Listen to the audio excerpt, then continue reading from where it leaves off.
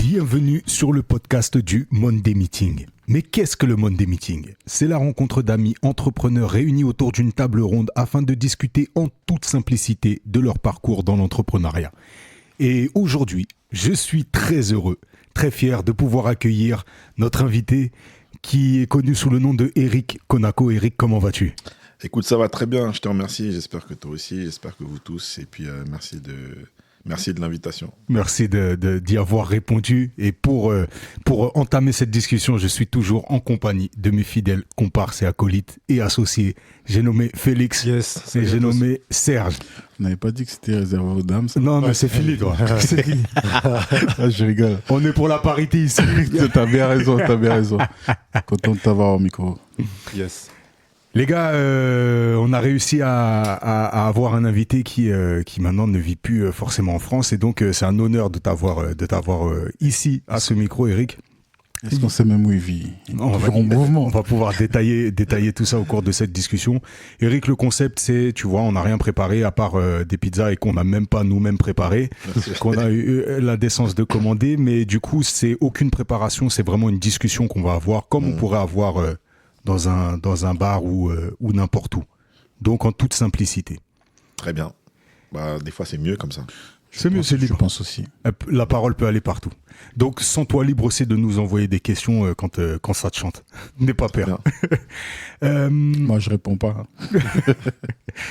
Eric, on a comme socle, entre guillemets, commun, l'entrepreneuriat, mais c'est dans le sens entreprendre, les gens qui entreprennent. Donc, c'est pas forcément défini sous un statut juridique. C'est plus ceux qui vont, ceux qui font, tu vois. Bien sûr. Donc, ça va être cet angle-là. Et moi, j'aimerais te demander, si je te demande qui es-tu, Eric Konako ? Je vais répondre simplement. Je suis un entrepreneur. Sous cette définition de gens qui font, de gens qui vont. Exactement. Après, ce que j'aimerais bien approfondir sur la définition de entrepreneur, évidemment, c'est pas sur la définition juridique. C'est plus l'entrepreneur qui a une vision. Et l'entrepreneur qui évidemment, veut développer des choses autour de quelque chose. Donc, c'est beaucoup plus profond que juste un terme juridique, en fait, un entrepreneur. Super. Nous, tu sais, quand on a commencé ce podcast, on s'est posé la question, mais qu'est-ce qu'on va pouvoir raconter ? C'est vrai que nous, on vit l'entrepreneuriat depuis des années et ça fait partie de nous. Et comment on a procédé ? Donc, on a choisi des mots-clés qui nous semblaient avoir déterminé notre parcours et notre vision. On a commencé par la liberté, comment on définit sa valeur, quels sont les risques associés, et on a traité ces thèmes-là. Est-ce que toi, il y a un mot-clé dans ta vision qui fait que tu as décidé de prendre ton destin en main ? Bien sûr, bien sûr. En tout cas, la question elle est très intéressante. Je dirais le mot-clé, ce serait la sensibilité. Okay. Sensibilité, pourquoi ? Parce que au-delà d'un entrepreneur, d'un travailleur ou autre chose, on est avant tout des êtres humains. Et c'est la sensibilité que nous allons avoir à parler de quelque chose, parler d'une certaine manière, ou apprendre une langue, ou la sensibilité, pour moi, c'est la base de tout. Donc, pour moi, être un entrepreneur, c'est avant tout avoir de la sensibilité. Quand tu parles de vision, est-ce que tu as un point d'ancrage de la première fois où tu as une vision, peut-être pas celle que tu as aujourd'hui, tu vois, de ce que tu as fait, et tu nous détailleras peut-être quelles ont été ces visions, mais est-ce que tu as un premier ancrage qui remonte peut-être à l'enfance, un truc où tu te dis, c'est là que je veux aller, ou c'est cette voie-là que j'ai envie d'emprunter ? J'ai pas eu de point d'ancrage. En fait, cette réflexion-là, je l'ai déjà eue à plusieurs reprises. Et à un moment donné, je me suis dit, en fait, je sais d'où je tiens ce comportement-là. C'est tout simplement, j'ai été éduqué et j'ai vécu comme ça par mes parents. Okay. En fait, mes parents sont, je pense que ce sont les premiers entrepreneurs que j'ai connus, enfin, que je connais en tout cas. Et pour la petite histoire, quand mon père a rencontré ma mère, bon, ils étaient au Gabon, en Afrique, ils n'avaient pas grand-chose. Et ma mère était encore enceinte donc de ma sœur aînée. Et eux deux, ils ont monté une briqueterie. Au Gabon, vous savez, quand on tape, enfin en Afrique, pour monter les maisons, il faut faire des briques. Et comment on appelle ça Il y a un gabarit. Voilà, dans les gabarits, on exactement. va remplir. Et mon père et ma mère, ils ont monté justement une briqueterie. Ouais. Ma mère, elle frappait les briques et mon père, il les vendait. Donc, elle faisait ça en étant enceinte. Ouais. Donc, une fois qu'ils ont fini ça, ma sœur aînée, elle est née. Ils ont monté une autre société. Ensuite, mon père, il a eu un plan. Bref, ça s'est enchaîné comme ça. Et pour le coup, aujourd'hui, dire que mon père a fait un métier, c'est faux. Il en a fait au moins une dizaine. Ouais. Ma mère l'a toujours suivi. Donc, en vrai, je me dis, si aujourd'hui, j'ai autant de casquettes, c'est forcément parce que j'ai toujours vécu comme ça, en fait. Ah, yes. Donc ça, c'est vraiment l'entrepreneuriat qui peut répondre à une opportunité. Il y a une opportunité, un marché, on y va et si ça change, on n'est pas cantonné à un seul métier ou un seul savoir-faire, on peut s'adapter. C'est un de nos thèmes, un peu l'adaptabilité. Ouais, carrément. Et c'est lourd. Donc toi, tu nais dans ce contexte-là où tes parents sont entrepreneurs. Pour le coup, je nais vraiment dans cet environnement-là. Après, mon père, il a fait d'autres choses. Il a dû rentrer dans l'armée parce que son père aussi était militaire. Mais à côté de ça, il continuait toujours à faire ses business à gauche, à droite. Et en fait, par exemple, l'armée a beaucoup appris à mon père l'assiduité, le côté droit dans les affaires. Donc, c'est ce que mon père m'a inculqué aussi. Et donc oui, clairement, j'ai grandi dedans. J'ai une de mes sœurs aussi qui est un peu le même profil que moi, Josie, que tu connais, qui est un peu à gauche, à droite. Ouais. Elle fait un peu pas mal de choses, de photos, enfin pas mal de bises aussi. C'est ça. Banque d'images, la totale. Voilà, exactement. Et des fois ça marche, des fois ça marche pas. Bon, après, c'est la vie d'un entrepreneur, en fait. C'est bien de le dire parce que quand on regarde un peu les réseaux sociaux, on dirait que quand tu entreprends, tu réussis d'un coup, tu es millionnaire, tout va bien. Voilà. Donc, les gens ne racontent que ça et notre but, c'est aussi de raconter comment ça se passe vraiment. La vraie vie.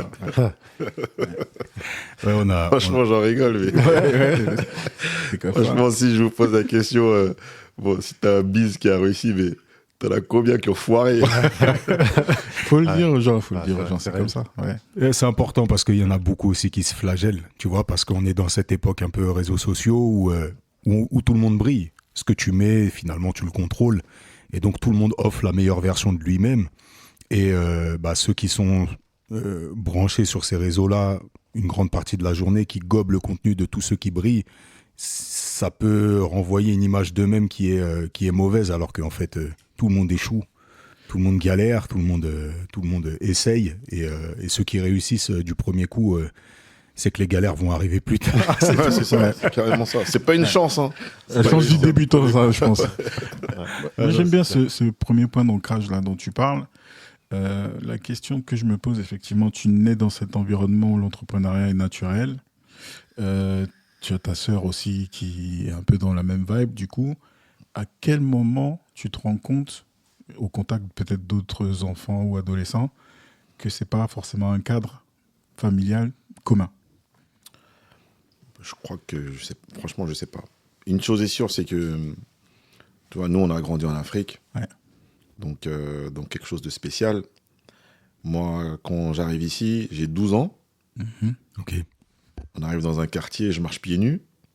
Ouais. Tout le monde se fout de moi. Ils comprennent pas. Ouais, ils captent pas. Moi non plus, je comprends pas parce que moi, quand je sortais de la maison, je sortais pieds nus. Tu vois, comme ça. Au collège, on se moque de mon accent. Ouais.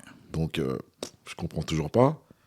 Mais voilà, j'ai grandi comme ça et j'ai avancé comme ça, en fait. Avec un peu cette différence-là. Donc, 12 ans, je pense que c'était bien. Mais je sais que, par exemple, mes sœurs, elles ont vécu un peu différemment. Déjà, c'était des femmes, c'est des filles. C'était un peu différent. Tu sais, les histoires de les cheveux, tout ça, etc. Bon, c'était un peu différent. Mais moi, je l'ai peut-être... Je sais pas si je l'ai bien vécu ou mal vécu, mais en tout cas, je l'ai vécu. Et j'ai grandi avec. Et puis, voilà, tout était déjà assez différent. Mon père, par exemple, était attaché militaire. Mais les gens disaient que, comme il travaillait à l'ambassade, c'est l'ambassadeur du Gabon. Okay. Donc, bon, fallait faire avec. Comment ça, ton père est ambassadeur, mais tu marches pieds nus, tu parles comme un blédard. Voilà, donc, ça, c'est vraiment le fantasme français. Dès qu'il dès qu'il y a un enfant étranger, notamment venu d'Afrique, et qu'il y a un lien avec l'ambassade, ça devient toujours un grand diplomate ou un... Ouais, je vois, c'est fantastique. Quand tu arrives en France, quand vous arrivez en France, t'es localisé où? Pas direct dans le 95, à Hermont. Ok, ok. Et moi, je vais même poser la question d'avant. Qu'est-ce qui fait que vous débarquez en France finalement? Ben, mon père, justement, quand il a été haut gradé dans l'armée, ils lui ont proposé un poste d'attaché militaire. Ok. Voilà, c'est-à-dire qu'il devait s'occuper des militaires qui venaient en formation en France. Donc lui devait s'occuper de ces autres militaires-là. Donc okay. Toi, tu arrives, tu maintiens un peu ta façon de vivre. Ça veut dire quoi? Ça veut dire que c'est arrivé soudainement, vous n'étiez pas prévenu, vous n'êtes pas préparé mentalement? Bah, je pense qu'on n'était pas préparé. Enfin, moi, j'étais jeune en vrai. Ouais. Donc, je n'ai pas vraiment le souvenir de ne pas être préparé. Tout ce que je sais, c'est qu'à l'époque, il n'y avait pas les réseaux sociaux, il n'y avait pas les téléphones portables et tout. Ouais. On est en quelle année, là, à peu près, Eric? C'est en 92. Ok. 90, 92. Donc, quand j'arrive, j'ai plus d'amis. Mes amis du quartier, je les ai plus. Je les revois peut-être 10 ans après, quand peut-être Facebook ou je sais pas quoi recommence, tu vois. Copain d'avant. Ouais, voilà, un truc comme ça. Et j'ai grandi, tout le monde a grandi. Voilà, on n'est plus vraiment pareil. Ouais. Donc, je me suis fait des nouveaux amis, des nouveaux codes, de nouvelles façons de faire, de nouvelles façons de penser. Et après, on rentrait souvent, régulièrement au Gabon. Donc, c'est ça qui a permis de rester toujours connecté. Mes parents avaient toujours leurs activités sur place. Et je pense que pour moi, en tout cas, ça a été une richesse d'être toujours connecté avec le Gabon, de voir toujours mes parents actifs. C'était pas facile pour eux, la France. Parce que, bon, on le dit comme ça, mais il y avait l'hiver. Ouais. Et l'hiver, il faut s'habiller, les enfants grandissent, il faut payer le chauffage, il faut payer plein de trucs. Au Gabon, même si tu es modeste, tu as quand même une femme de ménage. Enfin, tu as plein de petites facilités, etc. Là, par exemple, fallait garder les enfants. Enfin, moi, par exemple, je ne pouvais pas encore aller à l'école tout seul parce que je ne connaissais pas le chemin. Donc, on devait m'accompagner. Enfin, bon, bref. C'était une autre adaptation. Mais je pense que on s'en est très bien sorti jusqu'aujourd'hui. Après, mes parents, quand ils ont décidé de rentrer définitivement, peut-être 5 ou 6 ans après, ils m'ont posé la question, qu'est-ce que tu veux faire? Tu rentres avec nous ou bien tu restes? Si tu restes, tu te débrouilles. Après, je dis, c'est compliqué. Je vais me débrouiller comment? Mes sœurs sont grandes. Il y en a une, Josie, elle part à New York pour les études. Mon autre sœur, elle est à l'université à Lille. Mon autre sœur Dada, pareil, elle a une chambre d'étudiante à Paris, mais bon, elle me dit non, moi moi aussi je veux vivre. Ouais, j'ai pas envie de me trimballer mon petit frère, ce gamin puéril, tu vois. Parce qu'à ce moment-là, t'es à l'aube de la majorité, quoi. T'es à 17-18, ouais, j'ai autour de 16 ans, 16-17 ans. Ok. Donc je pars vivre avec ma sœur. Donc je vis dans sa chambre universitaire. À New York? Non, à Paris. Ok. Non, à celle qui est à Lille. À Lille, d'accord. Qui est à Lille. Okay. Donc celle de Paris, elle a dit non. Elle avait pas dans ton game. Moi, j'avais rêvé de New York direct. Non, mais non, c'était hors de question. C'était hors de question. En plus, elle faisait New York, après elle allait à Washington. Enfin, il y avait pas mal de trucs qui revenaient à Paris. C'était compliqué. Donc moi, je vais à Lille en chambre universitaire. Et ça m'a beaucoup appris aussi parce que vraiment, chambre universitaire, c'est 9 mètres carrés. Ouais. Je connais bien, ouais. Voilà, c'est ça. Donc à deux, il fallait qu'elle se coltine le petit frère. Moi, il fallait que je me coltine la grande sœur. Et donc très carré, très rigide. Fallait... Le confinement avant l'heure. Ouais. La cohabitation, ouais. C'est ça. Et puis les parents, ils pouvaient pas envoyer des sous. Donc on commençait à se débrouiller. À se débrouiller. Jusqu'à ce que l'année du bac, je suis revenu dans un espèce de foyer internat en région parisienne. Et puis là, j'ai pris ma vie en main, en fait. J'ai commencé à faire plein de trucs, plein de travaux, des trucs licites. Des trucs licites. Faut bien le préciser. Non, c'est important de le dire. Ouais. C'est pas un parcours de mec, enfin bref. Ici, quand on emploiera le mot charbon, ce sera le charbon licite. Exactement. Ouais. Donc j'ai tout fait, j'ai tout fait. Mais tout ça, c'était parce que c'était simplement une question de survie. C'est parce que les parents ils disaient, il faut que tu survives en fait. Sinon t'es cuit, sinon tu rentres. Sinon tu rentres. Pour moi, rentrer, c'était comme un échec. Ouais. Voilà. Donc, tout le monde est là, toutes mes sœurs sont là. Bon, après, mon petit frère, lui, il est rentré parce qu'il était trop jeune. Ouais. Après, il est revenu, mais il est rentré à l'armée. Bon, moi, c'était pas ce que je voulais faire. Ouais. Donc, c'est là où vraiment, voilà, j'ai vraiment, mais vraiment tout fait, quoi. C'est là que tu te dis, finalement, je dois compter sur moi. Exactement. Ouais. Mais quand je dis tout fait, c'est vraiment, je faisais peut-être 3 jobs en une journée, quoi. Ok. Genre, j'allais à l'usine, après, je coiffais les mecs du quartier, j'avais une tondeuse. Ok. J'allais chez chacun, ouais, ton père, il veut se faire coiffer, vas-y, j'arrive, Allez, je hop. te coiffais, tac, tac. Et le soir, je crois, je travaillais au flunch. Ok. Voilà, donc... Ah ouais, le franchement, hustle, ouais. vrai. Le hustle, ouais, vraiment, vraiment. voilà. À Et fond. je faisais ça pendant... Après, il y a des trucs que j'arrêtais, il y a des trucs que je reprenais. Après, j'ai fait ça pendant plusieurs années, en fait. Et donc ça, c'est fin du bac. Et du coup, à ce moment-là, bien sûr, il n'y a plus d'études. Non, j'ai continué, justement. Ah. J'ai continué, j'ai fait une licence. J'ai fait une licence en spectacle. Et parallèle à ça, j'ai fait un peu de musique. Et j'ai commencé aussi les sports de combat. Enfin, j'avais déjà commencé. Et il est en train de nous poser le sommaire maintenant. Le sommaire arrive. On va creuser. Tu sais, il pose le sommaire, mais quand j'ai dit il n'y a plus d'études, c'est parce que déjà le planning, là, il me paraissait chargé. chargé. Mais c'est Tu rajoutes l'homme la qui veut ça. scolarité, et puis à côté, donc c'est quoi? C'est du hobby, la musique et les sports de combat. Tu rentres dedans parce qu'il y a une passion déjà depuis l'enfance, ou c'est un truc qui t'arrive comme ça un peu Non, j'avais commencé les sports de combat au Gabon déjà. Ok.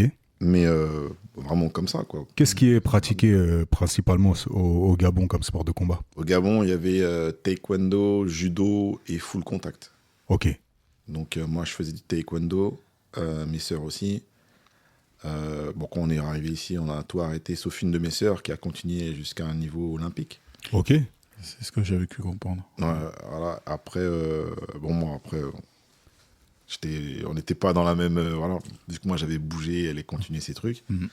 Mais ce qui m'a fait vraiment revenir dans le sport, c'était une suite et une rencontre entre un ami, enfin, c'était plutôt un grand frère, entre guillemets, avec qui on faisait de la musique. Mhm. Parce que des fois, les samedis, ils nous amenaient en sortie, on allait dans les studios de répétition, on faisait de la musique, on rappait, tout ça. Il nous a dit, vous savez... et lui, c'était un boxeur, il faisait de la boxe anglaise. Et un de ses amis, c'était Danny Bill, Ok. voilà, qui était champion du monde de boxe thaï à l'époque. Une légende Ouais, du exact, Muay Thai. carrément. Et il nous a dit, voilà, si tu veux un jour, on va aller le voir chez lui. Et puis voilà, je vous le présente. Parce que lui aussi, il faisait de la musique. Ok. Danny Bill. Danny Bill, exactement. Ok. Il produisait des concerts de rap américain à l'époque. Ok. Et la fois où on le rencontre, je crois que j'avais 18 ans ou 19 ans. Il nous dit, ouais, vous faites quoi la semaine prochaine, les petits jeunes? Bon, on fait rien. Il dit, ouais, je ramène Wu-Tang au Zénith la semaine prochaine. Ok. On lui dit, ah ouais, c'est vrai ça? Ouais, c'est vrai. Bim, on se retrouve avec lui, Wu-Tang au Zénith. Vas-y, c'était n'importe quoi. Ah ouais. Incroyable. Commence pas doucement, quoi. Voilà. Et en fait, c'est la rencontre avec toutes ces personnes-là qui, à la fois, sont connues pour une chose, mais que tu te rends compte qu'en vérité, autour de leurs activités, ils font plein de choses. Ouais. Mhm. C'est là où je me dis, mais en fait, tout est possible. Mhm. Quand je parle des fois avec quand je parlais des fois avec des Français ou même des membres de la famille, ils disaient, tu sais quoi, c'est mieux que tu fasses une seule chose, mais va à fond. Être spécialiste. Mais d'autres personnes me disaient, mais C'est comme tu veux. et si ça fonctionne pas, en fait? Tu vas être piégé pendant 20 ans dans un truc, et en final, tu vas perdre 20 ans de ta vie, en fait. Et par exemple, pour avoir fréquenté Danny de plus en plus, Danny Bill, il faisait aussi bien de la boxe que du DJing, que de la production musicale, que de la production de concerts. Et c'est vrai qu'au moment où je l'ai rencontré, il a vraiment été à son apogée. Donc, et c'est ça qui m'a vraiment beaucoup inspiré. Mais ce que tu dis, c'est important parce que on l'a eu au cours de différents épisodes là avec différents invités justement, et ce côté un peu pluridisciplinaire. Et le point commun qu'on a, c'est finalement c'est de se dire que tu peux avoir énormément de centres d'intérêt, ta curiosité elle peut être large. Ce qu'il faut en vérité, c'est juste bien faire ce que tu vas entreprendre, peu importe ce que tu fais, et puis se fixer ce cadre de la qualité finalement, et de mettre les moyens dans ce que tu entreprends. Mais c'est vrai que c'est très très important parce que en effet je pense dans la pensée française francophone peut-être il y a ce côté un peu une voix, une méthode et ouais non, c'est bien d'avoir différents faisceaux justement. En tout cas, si tu veux, moi, ce que je vois par rapport à ça, c'est que ça demande quand même une certaine force de caractère. Clairement. Parce que, concrètement, ce que tu dis, c'est que tu as, entre guillemets, la société qui te pose des questions. Ouais, mais tu fais quoi finalement ? Pourquoi tu n'es pas tranquille dans ta case ? Mais il y a aussi, et c'est là où c'est plus dur, les proches. Voilà. Ce que je voudrais rajouter à ce que tu dis, c'est il y a aussi l'éducation. Ouais. Quand on t'éduque à... Tu fais un métier, enfin, tu fais tes études pour avoir un métier, tu as ton métier, tu achètes ta maison, ta voiture, ton chien, c'est ça. Tu as ta femme, tu as réussi. Il y en a 90% des gens, enfin, pour eux en tout cas, ils sont dans le réel en fait. Ouais. Mais c'est parce qu'on leur a toujours enseigné ça, enfin, ça, c'est culturel. Hein. La définition de la réussite commune, quoi. C'est ça. Ouais. C'est ça. Donc, nous qui sommes... différents, on va dire ça. Qui n'avons pas de métier. Par exemple, moi, avant de me marier, je vais me présenter chez mon beau-père. Il me dit... c'est comment ? Pourquoi ton métier, tu vois ? Quel est votre métier ? Non, mais est-ce que tu as répondu « Ah où ?» Quelle audace. Je ne vais pas marier aujourd'hui. Celui qui fait ça, alors lui, on lui descend de la médaille. On veut le recevoir. Mais, vous comprenez ou pas ? De fou. Non, mais c'est pour ça que je parle de caractère, c'est que il faut accepter. Et tout à l'heure, j'ai raconté une anecdote à Vincent qui date il n'y a pas plus tard que 2 heures. J'ai un oncle qui m'appelle et qui me dit « Ah ouais, au fait, comment ça va, machin, nana ?» Et au fait, t'es dans quoi déjà ? T'es dans l'événementiel, c'est ça ? Ou tu fais du son ? Non, je suis dans la communication et le design, mais bon, on va prendre ça quand même, voilà, tu vois. Donc c'est souvent ça. Et puis quand tu rentres même dans le détail, ah ouais, tu fais quoi ? T'es graphiste, tu fais des sites, t'es photographe, t'es peintre, t'es ci, t'es ça. Je suis un peu de tout ça. Non, c'est marrant comme ça perturbe. Ça perturbe de pas pouvoir étiqueter. Tu vois, ça. Moi, je l'ai vu aussi dans la musique. T'as dit justement que tu rappais à un moment. J'espère qu'on aura l'occasion d'écouter quelques hits de l'époque. Nous gratter. Mais moi, j'ai eu ça. Je rappais aussi. J'ai beaucoup rappé. Je continue de rapper, mais quand les gens ne te connaissent pas, ils veulent t'identifier. Et donc, du coup, ils te rapportent à quelqu'un. Au début, c'était quelque chose que je prenais archi mal. Et donc, on me disait « Ah, tu ressembles, ça me fait penser à Kerry James quand tu rappes. » Bon, parce que t'écris 2-3 phrases un peu conscientes, un peu plus conscientes que d'autres, peut-être. Bon, t'es Kerry James. Puis après, j'avais la boule à Z et une barbe. Ah, ça ressemble à Medine, ce que tu fais, tu vois. Dire ça, ouais. Et puis après, j'avais donc cette voix grave, ce truc, certaines intonations. On dirait Escobar Maxon quand tu rappes, tu vois. Et donc, à chaque fois, je me disais « Mais moi, je pompe pas ces gars-là. J'ai l'impression d'avoir ma propre singularité. » Mais en vérité, les gens, ils ont besoin de te raccrocher à ce qu'ils connaissent. Ils ont besoin d'un repère jusqu'à ce que toi, tu deviennes un repère et tu seras le moyen d'être identifié pour tout un tas d'autres personnes. Ouais, c'est ça. C'est un peu malheureux, je pense, hein, parce qu'il n'y a pas vraiment d'étiquette. Pour moi, chaque personne a son étiquette. Même si vous faites le même métier, le même truc, à la même heure, etc., chaque personne est différente. D'où ce que je disais tout à l'heure, la sensibilité. Yes. Ouais. Si tu n'as pas cette sensibilité-là, forcément, déjà, tu ne peux pas vraiment entreprendre, mais entreprendre, voilà, comme vous le savez, c'est vraiment un truc... je veux dire, aujourd'hui, tu fais de la photo, mais ça se trouve, ce soir, tu n'auras plus envie de faire de la photo, tu auras envie de mettre tes talents de photographe sur du graphisme. Et ça se trouve, demain matin, finalement, tu auras envie de faire de la danse et revenir sur le graphisme. Mais c'est ça, la sensibilité en soi. Ouais. Tant que tu arrives à avancer, tant que tu arrives à faire de ce que tu fais quelque chose de positif en soi, c'est ça la réussite. Et on ne parle pas d'argent. Non. On parle de faire de ce que tu as envie de faire quelque chose de bien, quoi, tu vois. Chacun a ses objectifs, en fait. Clairement en phase avec ce que tu viens de dire. Totalement. C'est bien quand on a des gens qui parlent à notre place. C'est clair. Ça fait plaisir. Non, mais c'est des fois des choses que soi-même on se dit et qu'on oublie, tu vois. Ce que tu dis là, c'est des trucs que tu oublies parce que moi, je vois dans mon parcours où c'est justement une sensibilité au début musicale qui se transpose à l'image. Et à un moment, comme tu dis, il y a quand même ce tronc commun qu'on t'a mis quand même jeune, c'est-à-dire que il te faut quand même une rentrée d'argent, il te faut quand même une baraque, ce serait bien, puis la femme, les enfants. Et finalement, tu rentres un moment, tu sais, tu t'oublies, tu deviens adulte. Il y a un moment, malgré toi, tu deviens adulte, mais ton âme de gosse là ou d'adolescent qui était téméraire, elle revient te chatouiller et des fois, tu as tendance à l'étouffer. Et quand tu l'étouffes, ça se passe mal. On l'a déjà expliqué dans plusieurs épisodes. Mais... Donc, du coup, tu es face au beau-père. Et donc, comment tu arrives à te définir à ce moment-là? Ben, comme j'avais prévu le coup. Il fait faire des fiches de paye. Non, pas du tout. Pas du tout. J'avais prévu le coup. Et en fait, et puis connaissant la culture africaine, parce que mon beau-père, c'est un Africain. Et qu'à l'époque, j'étais vraiment à fond dans le sport. En fait, j'étais combattant, après je me suis blessé, après je me suis mis à devenir entraîneur, coach, mais vraiment comme ça, quoi, sans fiche de paye. Ouais. Voilà. Ouais. Donc, avec l'accord de ma famille, je leur ai dit, bon, vous savez quoi, j'ai envie de me marier, et comme je sais tout ce que ça engendre, l'image, la famille, les questions, je vais travailler pour un groupe, donc le groupe dont je vous ai parlé tout à l'heure, c'était CMG Corporate. Dans mon domaine, je leur ai, entre guillemets, poussé la main à créer quelque chose pour moi. Ouais. Ça a marché, Dieu merci. Donc, quand on m'a demandé, quel est ton métier? Je suis coach sportif et je travaille pour telle société. Magnifique. Ça a duré 1 an. C'est-à-dire que je me suis marié. La carte de visite. Juste le temps de faire passer le dossier. Moi, j'ai fait ça pour acheter la maison. J'ai pris un emploi. J'ai eu 3 fiches de paye. Je suis allé demander un crédit.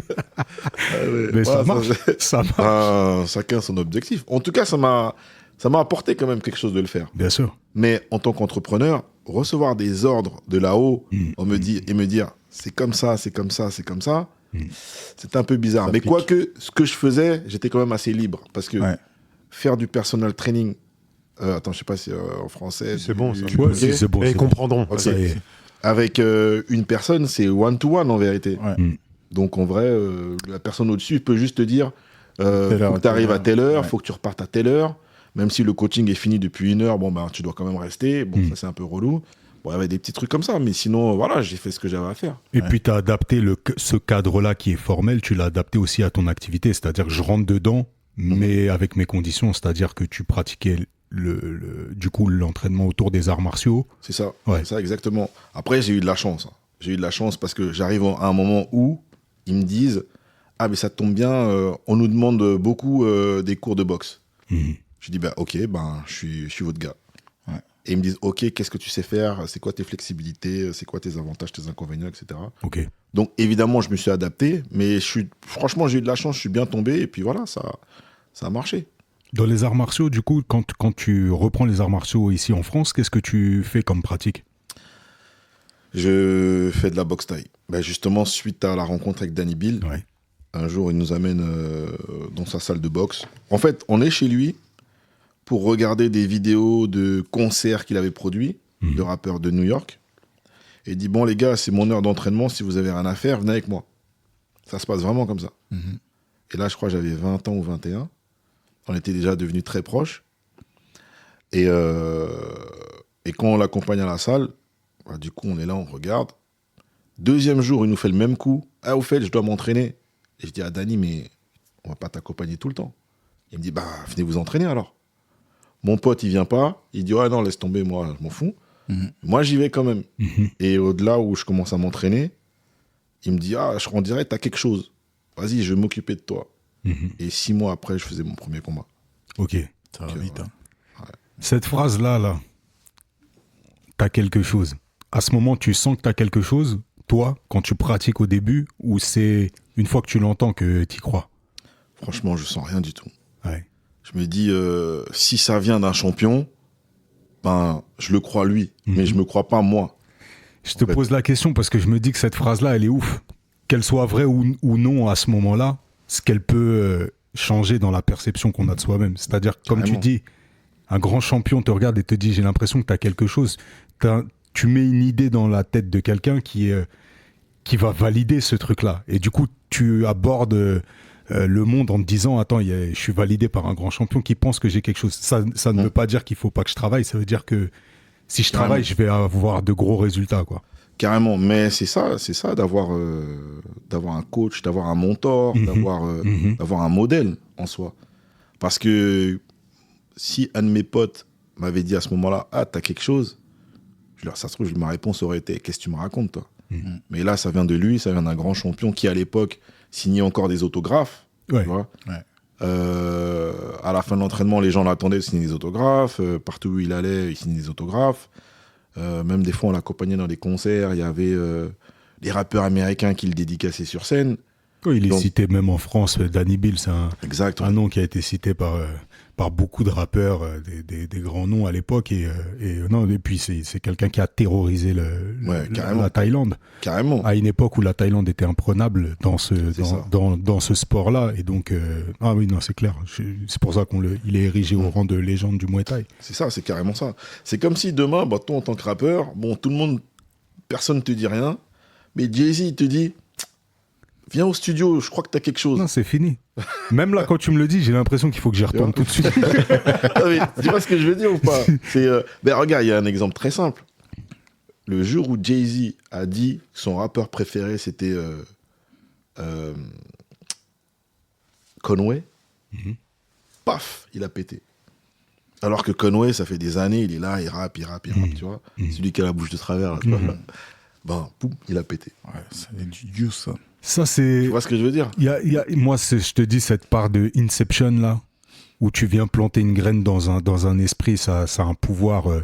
Et ça a un pouvoir aussi dévastateur quand c'est fait par malveillance, par une personne que tu estimes, tu vois. Bien Et sûr. donc, quand on devient finalement une figure représentative, le fait de donner cette impulsion-là pour quelqu'un, un stimuli ou un autre, c'est une grande chose. C'est une grande chose. Donc, voilà. Ben, en tout cas, On salue Danny Bill. ouais, on salue Jay-Z aussi parce que c'est l'un des plus grands entrepreneurs. De dingue. Mais il viendra la semaine prochaine, normalement. Je sais pas, il a peut-être des petits soucis judiciaires qui vont arriver. Ah. Bon, on va le prendre On avant. dirait. Il a changé de numéro, là. On dirait rien. Là, c'est ouf. Du coup, ouais, que tu démarres donc cette carrière de boxeur là. Ça dure combien de temps? Ça donne quoi? Tu parlais d'une blessure. Oh, ça dure pas longtemps, en vrai. Ouais. Ouais, ça dure... je saurais pas te dire, mais ça dure, je crois, de 2008 à 2013. Ok. Vraiment pas longtemps. Mais, encore une fois, grâce à Danny, le peu de temps que j'ai fait, le peu de combats que j'ai fait, j'ai pu faire le tour du monde avec lui. Mhm. Et on a fait des beaux galas. Et en fait, si vous voulez, alors, le rebondissement, le lien, c'est quoi? C'est que moi, je fais mes études On revient Le- au sommaire, ouais. voilà, de spectacle. Voilà. Je fais mes études de spectacle parce que pour moi, je veux organiser des spectacles. Mhm. Des spectacles vivants, des concerts, des comédies musicales, etc. Sauf que je me mets dans la boxe taille. Mhm. Je vais faire des galas en Suisse, à l'île de la Réunion, un peu partout. Mhm. Mais quand je veux faire des combats à Paris, je combats dans des salles pétées, Les incroyables. gymnases. Claque. Oh là là, là. Ouais, on a tous connu ça, le gymnase Oh, qui non, non. accueille le tournoi Ouais. de Muay Thai. Laisse tomber. Donc, je me blesse. Et un jour, comme ça, je me réveille, je me dis, mais pourquoi je fais pas des galas de boxe en mode spectacle? Mhm. Parce que moi, j'aurais toujours voulu, en vérité, boxer devant 2000 personnes qui crient mon nom, avec des lumières. Voilà, c'est ça. Voilà. Ouais. Un bon DJ. Exactement. Et donc, pour Beautiful le people. coup, je fais quoi? Ben, je crée en 2013 des Wicked One Tournament que j'organisais à Japi, avec DJ, Ouais, je confirme. voilà, la totale, quoi. Lourd Des de fou. VIP, des trucs pour les jeunes. Et c'est là où ça commençait Facebook. Donc, en gros, on s'est servi de la plateforme Facebook pour communiquer à toute patate. Ouais, Donc, je me rappelle de ça, moi aussi. Bah, écoute, moi, tu sais, la première fois que je te vois, je pense qu'on s'est même pas parlé, mais j'avais expliqué, donc quand on fait l'épisode avec Charles, moi, je commence à bouger beaucoup avec Charles sur Paris. Et il commence à m'emmener dans des événements de boxe thaï. Mhm. Et la première fois que je le vois combattre, c'est son dernier combat. J'ai jamais vu Charles combattre. Je vois juste son dernier combat, je me rappelle, ça devait être 2012. C'est celui d'Aubervilliers? Ouais, c'est ça. Ah ouais, un combat de fou. 2012. Donc, nous, on arrive, donc on est 5 On est gaillards. cinq. Cinq On est cinq gaillards dans une Nissan Micra. Micra. Ah, ouais. Quand je dis 5 gaillards, il n'y en a pas un qui fait moins de 90 kilos. La micra du gros Will. Ouais, 5 gaillards dans la Micra. Dont un avec une Athéline béquille, parce que j'avais été opéré du genou. On arrive à Aubervilliers. Charles a un combat contre l'entraîneur de la salle d'Aubervilliers. Ouais, ça. Ok. Donc, en fait, on est en terrain hostile. C'était son jubilé à l'entraînement. Le jubilé de l'entraîneur en question. Ouais. Donc, on arrive et moi, quand je bougeais avec Charles, c'est ce que j'expliquais dans son épisode, tu sens que moi, pour moi, c'est mon petit ref, tu vois. Ouais. Mais quand je me balade avec Charles dans des galas, je dis oui, c'est un bonhomme qui est à côté de moi. Parce que tout le monde vient le checker, Ouais. tu vois. Et ce soir-là, donc quand on arrive, il te voit, il va te checker. Il m'explique, ouais, non, c'est la famille, etc. Et après, moi, j'ai une mémoire visuelle comme ça. Et je vois que tout le monde se comporte avec toi comme avec Charles. Donc, je vois plein de gens qui se déplacent. J'étais dans une rangée en plein milieu comme ça. Et j'en font toute la rangée pour venir te saluer. Je me dis, soit ce gars-là, ça doit être un gros tapeur. Un briseur de côte. Ouais. C'est un gros tapeur ou un mec important parce qu'il y a trop de gens qui viennent le checker là, tu vois. Ouais. Bon, je vais pas aller plus loin là-dessus, tu vas nous expliquer tout ça, mais bon, quand même, j'ai fait un teaser sur le combat de Charles. Il a massacré le gars. Ah ouais, Ouais, c'est c'était dur. incroyable. Ouais, c'était dur. C'est quoi Ah, j'ai- c'était dur. J'ai le combat seconde par seconde dans ma tête encore jusqu'à ouais. aujourd'hui. Ouais, seconde parce que ça n'a pas duré longtemps. Peut-être 45 secondes max. Ouais, c'est parce qu'il a gratté. Patate, Ah le ouais. mec qui s'est caché derrière l'arbitre. Oh ouais, non, mais c'était vilain. On a commencé à gueuler, après j'ai dit non, je suis en béquille là, on est à Aubervilliers, on va faire doucement. je On me va rappelle. remonter dans la micro. Il y en a un parmi nous, il a dit, les gars, oubliez pas qu'on est 5, on n'est pas chez nous. Surtout si lui enlève sa dignité sur le ring, ça. Ah non, là Ils c'était l'ont ça. levé, hein. Ouais. Et en fait, Ils étaient au moins 200. ah ouais, mais ce qui a sauvé le truc, c'est que le dernier combat, donc c'était le Main event. main event, c'était le. Comment il s'appelle Titov, c'est ça Totov. Totov, ouais. Totov. Il est venu, il a fait un massacre lui aussi. Ah ouais. Et donc ça a fait redescendre le truc, finalement, Aubervilliers sort vainqueur, tu vois. Ok, ok. Mais l'avant-dernier combat de Charles, non, c'était la punition. Ah ouais. Mais est-ce que vous vous rappelez de l'entrée de l'adversaire? Je me rappelle très bien. C'était incroyable. On aurait dit Spartacus qui Ouais, je arrivait. te jure. Et franchement, en plus, c'était pas cool parce que il a fait attendre Charles. Je sais pas, Charles sort. Je le vois, moi. Je vois l'entrée des vestiaires. Le gars est là-bas, il attend que l'influx de Charles redescende, tu vois. Il est sorti peut-être 5-10 minutes plus tard, tu vois. Ok. Ok. Mais j'ai dit. Ah, c'était long. C'était long de fou. Ça a juste énervé notre gars. Ah, mais Déjà, il était en pétard avant. Pourquoi il est en pétard? Il est toujours en pétard. Oui, mais en fait, moi, je suis dans le public. Et les gars discutent, quoi. Et ils parlent fort. Exact. Ah ouais, mais c'est quoi le prochain combat? Ah, il prend le machin là, il parle du coach. Ouais. Ah, il est mort le petit. Charles a entendu ça. Oh punaise. Fallait pas. Donc ouais, là, je sais pas si à ce moment-là, tu étais encore dans le combat ou si tu étais déjà dans l'organisation d'événements. Comment ça se fait qu'à cette époque-là, tu étais la personne Le gars est reconnue? dans le détour. C'est ça. Non, on avait déjà organisé 2-3 éditions, peut-être. Et pareil, à ma grande surprise, la première édition avait déjà fait sold out. Ouais. On n'avait pas encore, tu sais, les systèmes de billetterie, des préventes et tout. Donc, on attendait tout sur place, tu vois. Ouais. Le meilleur système. Hein. La petite carte VIP. Hein. Ouais, Ça, c'était doux. Hein. Ouais. Tu prends ta réservation pour 3 ou 4 combats, je Exact, crois. ouais. Le ticket d'or. Non, t'as vraiment une petite carte, comme une carte bancaire. Là. On a fait ça, ouais. T'arrives, t'es pas là à faire la queue, machin, papapap. Ouais, exactement. Installé bien comme il faut. Ah, ça, c'est bon. Ah, le Wicked One, ça avait frappé fort. Je me rappelle, Ouais. il y avait de la com de fou. Mm. Ça avait beaucoup, beaucoup parlé. Tu avais sorti des sapes avec de mémoire. En fait, on s'était associé avec une marque qui, jusqu'à aujourd'hui, fonctionne encore. Ouais. Qui, justement, grâce à nous, aujourd'hui, cette marque-là, elle a pris une autre tangente. À l'époque, c'est une marque de streetwear. Ok. Enfin, ils préfèrent dire que c'était une marque de lifestyle. Bon. Ouais. Voilà. Ils faisaient des t-shirts et beaucoup de t-shirts liés au tatouage. Et donc, nous, on s'est associé avec eux. Ok. On leur a fait faire des shorts, des prototypes pour les combattants. Mhm. Et première, deuxième, troisième édition, ils n'avaient pas de shorts à vendre, alors que tout le monde demandait. Et ça, c'était en 2015-2016. Ok. Donc aujourd'hui, 2024, Wicked One, leur chiffre d'affaires est fait à 90% de shorts de boxe type. Ok. Voilà. Le Donc, virage. grâce à la mise en valeur qu'on a fait grâce au Wicked One Tournament, en fait. Mais clairement, c'est quand tu vois cette marque dans le Wicked One Tournament, tu penses que c'est un équipementier sportif. De ouf. Ouais. Ouais. Est-ce que c'est Bah, à la base, non. cohérent? Ouais, ouais. À la base, non, mais aujourd'hui, c'est devenu, Ouais. c'est leur principale ressource. Donc, tant mieux, tu vois, tant mieux qu'on ait participé à ça. Et aujourd'hui, Wicked One est le sponsor principal des événements Muay Thai Grand Prix. Mm. Donc, c'est une manière un peu de nous renvoyer la balle.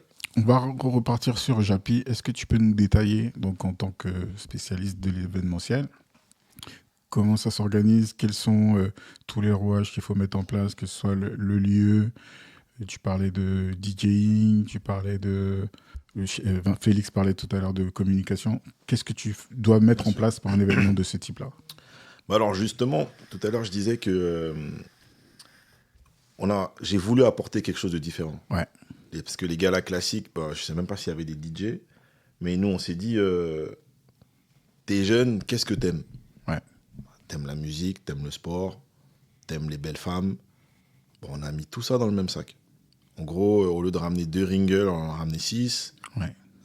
Les VIP, au lieu de leur donner juste une coupe de champagne, on leur donnait une bouteille, comme s'ils allaient en boîte. C'est-à-dire, en gros, on a vraiment joué le jeu à fond. Ouais. Et ben, les gens, ils ont été réceptifs à ça. Et puis, les gens, ils aimaient bien, en fait. Les gens, ils aimaient l'ambiance. Donc, en gros, nous, on faisait ni plus ni moins, on louait la salle, on a mis en place un système de tournoi, donc on prenait la licence à la fédération. Mais c'était pas ça le plus dur. Le plus dur pour nous, c'était de pouvoir imposer un concept. Donc même les vidéos promotionnelles, c'est des vidéos en concept. On ne promotionnait pas un boxeur, c'est-à-dire il ne faisait pas du shadow devant son miroir ou du sparring. Je me rappelle, il y avait une vidéo d'un mec qui, d'ailleurs, c'était le premier qui avait gagné le tournoi. Il s'appelait Dusty Beaubrun. On avait fait une vidéo de lui dans sa salle de classe, en train d'enseigner. C'était un prof de techno. Ok. Et on avait fait un scénario avec ses élèves. Quand il se retournait, il y avait des élèves qui jetaient des trucs sur lui. Et il se retournait. Après, il disait, vous savez pas que je suis un boxeur, vous savez pas que je boxe tel jour, telle heure, à tel endroit. Voilà, c'était un truc comme ça, quoi. Ouais. Nice. Détourner un peu justement les schémas classiques qu'on a l'habitude de voir et donc marquer les esprits. Donc ça, c'est finalement ta première...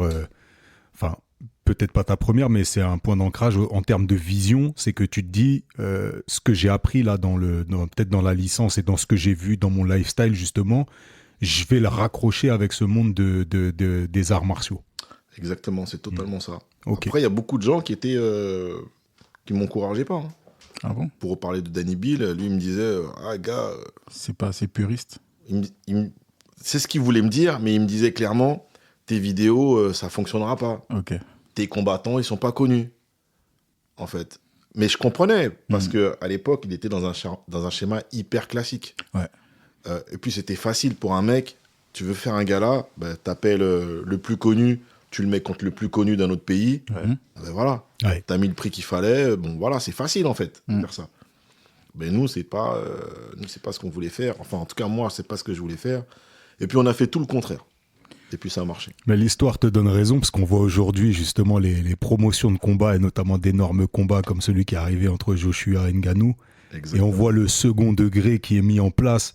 Et je félicite les 2 boxeurs en question qui se prêtent au jeu justement de cette communication et qui vont dans T'as un pas besoin truc. de les féliciter. Hein. Il y a 20 millions qui sont tombés sur le coup. J'insiste parce qu'on les recevra peut-être dans quelques semaines.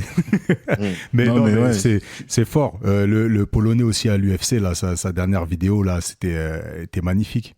Je perds son nom alors que je l'ai oui, où justement il a été accusé dans le trash talk d'être trop vieux. Ah non, en anglais. C'est... Comment il s'appelle? Ben, il a perdu. Volkanovski. Volkanovski, c'est pour ça que j'ai le En Polonais. anglais, ouais. Rien à voir. Mais ce truc-là, justement, tourner un peu à la dérision et puis aller à contresens, aujourd'hui, c'est des choses qu'on voit et qui marquent. Donc c'est que la vision était bonne. Ben, quand tu regardes tout ce qui est événement de ce type maintenant, ça marche parce que c'est grand public et people, tu vois. C'est ça. Tu regardes le truc de Doumbé, ça fait venir toutes les stars du PSG, tous les gens de la Ligue 1, tous les mecs du basket. C'est plus du tout dédié aux aficionados de Muay Thai ou de MMA finalement. Ouais. Il y a plein de gens qui sont là juste pour l'ambiance, tu vois. Et c'est ce que j'ai commencé à voir moi quand j'allais aux événements de Japi. Ça ressemblait à un before de boîte de nuit. Hein. Ouais.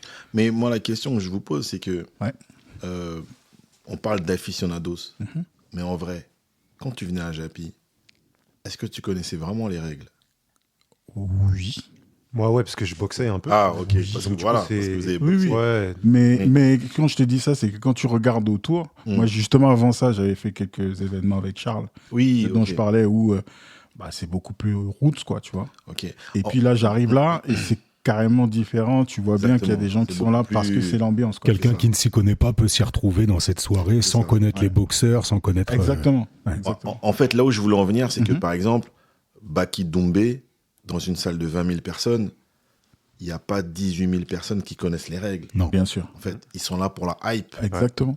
Donc, en Ouais, soi. c'est toute ta vision, et c'est là où je salue ta vision, c'est qu'à un moment donné, si tu veux étendre le truc, et c'est peut-être pour ça que des puristes comme Danny Bill ne pouvaient pas accrocher à cette vision, c'est qu'ils ne voyaient pas le côté grand public qui peut être intéressé par ça. Mm. De la même façon que tout le monde regarde de la Formule 1 aujourd'hui, il y en a plein qui ne savent pas comment ça fonctionne vraiment. Et puis il y Ils a ne savent pas conduire. Voilà. Ils n'ont pas le permis. Il y a ça, et je pense qu'il y a aussi le côté sanctuaire. Le fait que le Muay Thai ou bien les arts martiaux, et on a vu par exemple en France comment ça a été dur d'imposer le MMA, ce côté un peu sanctuaire il y a des règles, il y a un dogme aussi, il y a une philosophie derrière l'art martial, et peut-être que la hype ou le côté soirée ne va pas forcément avec ça. C'est un contexte sérieux, c'est quasi religieux justement. Quand on va en Thaïlande, on voit les combats, c'est vraiment protocolaire. Et ouais, il doit y avoir aussi ce côté un peu sanctuaire de la part de certains anciens, de se dire on touche pas non plus aux lettres d'or de notre noble art ou quelque chose comme ça. Ouais. Je sais pas quoi te dire, hein. En fait, j'ai juste envie de leur dire, ok, allez regarder du kung-fu. C'est ça. C'est- Allez à Shaolin. Et en fait, C'est tout. on voit en fait les mouvements qui ont réussi à se renouveler, et ceux qui ne prennent pas cette tangente et qui meurent. Aujourd'hui, les gens sont intéressés à fond dans les sports de combat, et en France, et notamment ceux qui n'y connaissent pas grand-chose, par justement le MMA, parce qu'il y a toute cette hype, tout ce qui a été mis en place, et d'un point de vue marketing, le gros coup finalement de l'UFC, c'est de faire passer leur marque comme un sport. La plupart des gens qui n'y connaissent pas grand-chose ou qui connaissent peu disent je vais faire de l'UFC. Et ça, c'est vraiment montrer le pouvoir finalement du marketing, et ce que tu vas pouvoir communiquer autour de quelque chose qui le fait grandir. Et malheureusement, ceux qui gardent ce côté un peu sacralisé, le kung-fu aujourd'hui, j'aimerais bien connaître le nombre de licenciés qu'il y a au kung-fu en France. Non, il y en a. Malgré... Non, c'est sûr qu'il y en a. Et on les- Faut venir, tu sais, on le les nouvel an salue. chinois, là, ils sont pas mal avec leur Non, dragon. mais et ça enlève rien à la beauté du sport, mais c'est sûr qu'au niveau du nombre de licenciés, de l'engouement que ça peut représenter, Ouais. c'est sûr que c'est pas C'est limité. la même chose. Moi, tu me tends la perche pour la prochaine question. C'est que là, tu parles d'aujourd'hui, et aujourd'hui, effectivement, tout le monde sait ce que c'est le MMA, etc. Si tu vas peut-être, je sais pas, 10 ans en arrière, c'est pas forcément évident. C'est encore très puriste, c'est dans certaines salles. Il y en a qui vont appeler ça grappling, d'autres qui vont appeler ça pancrace, etc. Et moi, je sais que tu as un rôle quand même dans ce combat-là de rendre le MMA accessible, en tout cas légal en France. Est-ce que tu peux nous en parler? Bien sûr, il y avait même le terme, entre guillemets, free fight. Oui, Ouais. free fight, ouais. C'est vrai. Je sais pas si vous êtes au courant, mais moi, en 2015, j'avais organisé le vrai premier événement de MMA. C'est là où je voulais en venir, Voilà. justement. Plus après, récemment, j'avais organisé le de vrai premier événement de MMA. Une fois que c'était légalisé, il faut le C'était légaliser. légalisé. Ouais. En fait, ça avait jamais été interdit. En fait, ce qui s'est passé, c'est que donc en 2015, avec une organisation étrangère qui s'appelle le Cage Encounter, et Fernand Lopez, qui organise aujourd'hui Ares. Moi, je suis en contact avec un petit peu toutes ces personnes-là. Et ils me disent, voilà, c'est toi l'organisateur. Fernand, il me dit, moi, je ramène les combattants. L'autre ramène l'argent, la cage et tout. Toi, tu peux gérer le truc ou pas? Moi, j'ai dit, ok, vas-y, let's go, parfait. Donc, en vrai, là, je lui dis en toute légèreté, la douille, c'était que je dépose le dossier à la préfecture au mois d'août. Tout le monde sait que les Français, au mois d'août, ok, Ils sont sur les routes. voilà. Donc, pendant 10 jours, nous n'avons pas de réponse. Qui dit pas de réponse 10 jours après, ça veut dire autorisation tacite. Ouais. Ouais. Donc, nous décidons d'organiser en septembre. Donc, 2 jours de promo en disant qu'on fait du MMA. On a loué le cirque d'hiver. C'était full en 2 jours. Le préfet, les keufs sont venus, le préfet sont venus, tout ça. Ils m'ont mis en garde à vue dès le début de l'événement. Ok. Il s'est avéré que le mec à qui je donne le dossier, c'est lui qui vient vérifier si j'ai bien déposé le dossier. Je lui dis, mais Sinon, c'est vu. à vous, Mhm. voici le double du dossier. Sauf que moi, j'ai marqué le dossier en français. Arts martiaux mélangés. Ouais. Donc, j'ai mis des douilles à personne, en fait. Ouais. Donc, sauf que, eux, ils se sont dit, non, on pensait que... Vous pensez quoi? C'est marqué arts martiaux mélangés. C'est marqué qu'il y a une cage, c'est marqué que. Mhm. Donc, en soi, ils ne pouvaient pas l'interdire, vu qu'il avait déjà autorisé. Et si ils mettaient fin à l'événement, ça devenait un trouble à l'ordre public, et ça devenait leur responsabilité à eux. Donc, ce qui s'est passé, c'est que je suis quand même resté en garde à vue dans la salle, donc Pas avec mal. un keuf à gauche, un keuf à droite, Ok. en train de regarder l'événement, qui s'est super bien passé. Ouais. À la fin, ils ne m'ont pas serré la main, ils m'ont juste dit, vous nous avez bien roulé dans la farine, mes comptes ont quand même été bloqués, puis voilà. Ah ouais. Vive la France. Vive la France. Mais bien joué quand même. Hein. Ça a marché, mais ça fait chier, quoi. Ouais, ça fait chier. Ça m'a fait super chier parce que, pour le coup, moi, j'ai pas fait ça pour la lumière, mais d'autres personnes se sont servis de ça pour se mettre en lumière. Ouais. Bon, vas-y, tranquille. Hein. Après, ce qui s'est passé, c'est que, j'ai oublié même comment elle s'appelle, l'ancienne ministre, Mara Sinanou, Mhm. qui fait, entre guillemets, un appel d'offres pour chercher les fédérations pour justement Recueillir le premier- MMA. le premier événement de MMA. Il se trouve que moi, je suis encore là dans les sillons, dans les parages. Et on me dit, écoute, voilà, ça y est, c'est passé. Tu as la possibilité d'organiser le premier événement de MMA. Je dis, mais je l'ai déjà fait, moi. Ouais. Mhm. Il me dit, ouais, mais là, c'est légalisé. Je dis, si vous voulez. Donc, je le fais, je passe encore dans les trucs. Mhm. Je le fais à Vitry avec un ancien associé.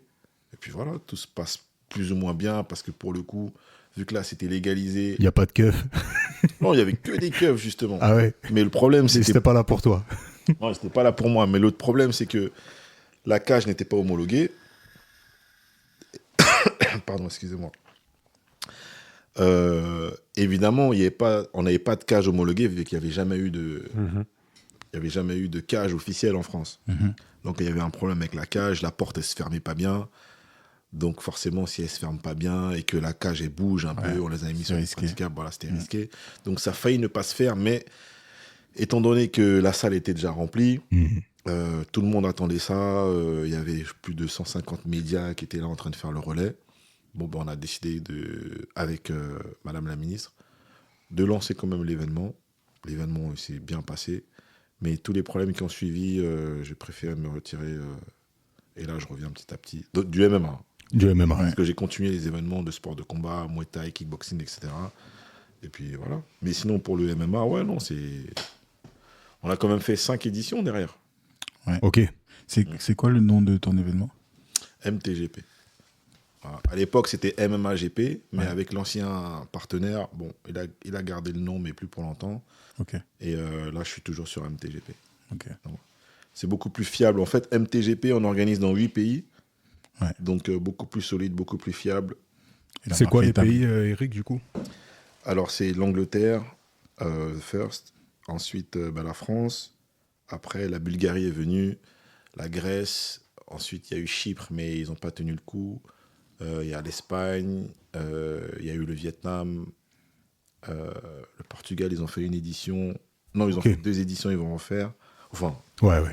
Vraiment international. Bon, toi qui es un enfant du continent, est-ce que tu as une envie de développer tout ça là-bas? l'envie, elle existe depuis le début. Sauf que les infrastructures et puis notre manière de faire en tant qu'Européens, elle n'est pas compatible avec là-bas. En tout cas, j'ai pas réussi encore à trouver la formule pour pouvoir organiser là-bas. Ok. J'ai essayé. C'est quoi? C'est la politique? C'est les partenaires prestataires? Où est-ce que ça bug? Déjà, au Gabon, il n'y a pas tant de combattants que ça. Ok. Même s'il y en a, il n'y en a pas tant pour monter un gala de, je sais pas, de 12 ou 15 combats, avec que des locaux.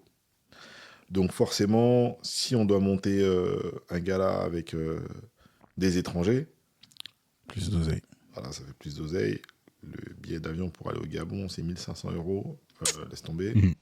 Donc s'il n'y a pas de subvention, s'il n'y a pas un vrai support financier, franchement, c'est compliqué. Maintenant, je sais qu'au Togo, au Bénin, Côte d'Ivoire et Sénégal, ils sont déjà un peu plus avancés.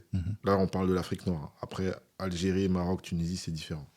Eux, ils sont déjà bien dedans, ils organisent des galas, ils ont des compétitions, ils ont des ligues et tout. Muay Thai et kickboxing, tout se passe bien chez eux. Enfin, en façade en tout cas.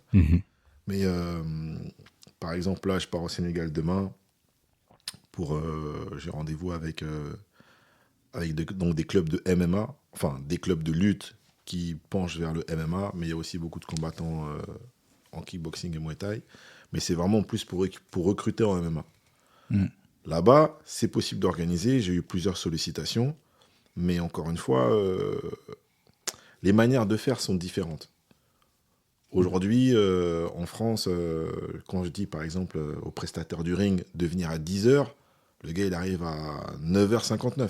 Ouais. Bon, en Afrique... Faut le dire. On connaît. Le mec, je sais pas, il y aura... Dédicace à notre gars Chito qui organise Ah les ouais. événements à Abidjan. Qui s'arrache un peu les cheveux là-bas aussi. Ah bah, franchement... Non, mais c'est le nerf de la guerre. Et on en parlait justement avec un restaurateur à Abidjan et qui est dans un restaurant vraiment très select, en fait, tu vois, où c'est un service haut de gamme et compagnie. Et en fait, il expliquait, lui, il est français. Et en gros, il a importé son savoir-faire d'hôtellerie, de grands restaurants et autres là-bas. Mais il disait, c'est vrai que ça manque de formation, vraiment des écoles qui viennent former justement à ça. Et du coup, qui assure un service de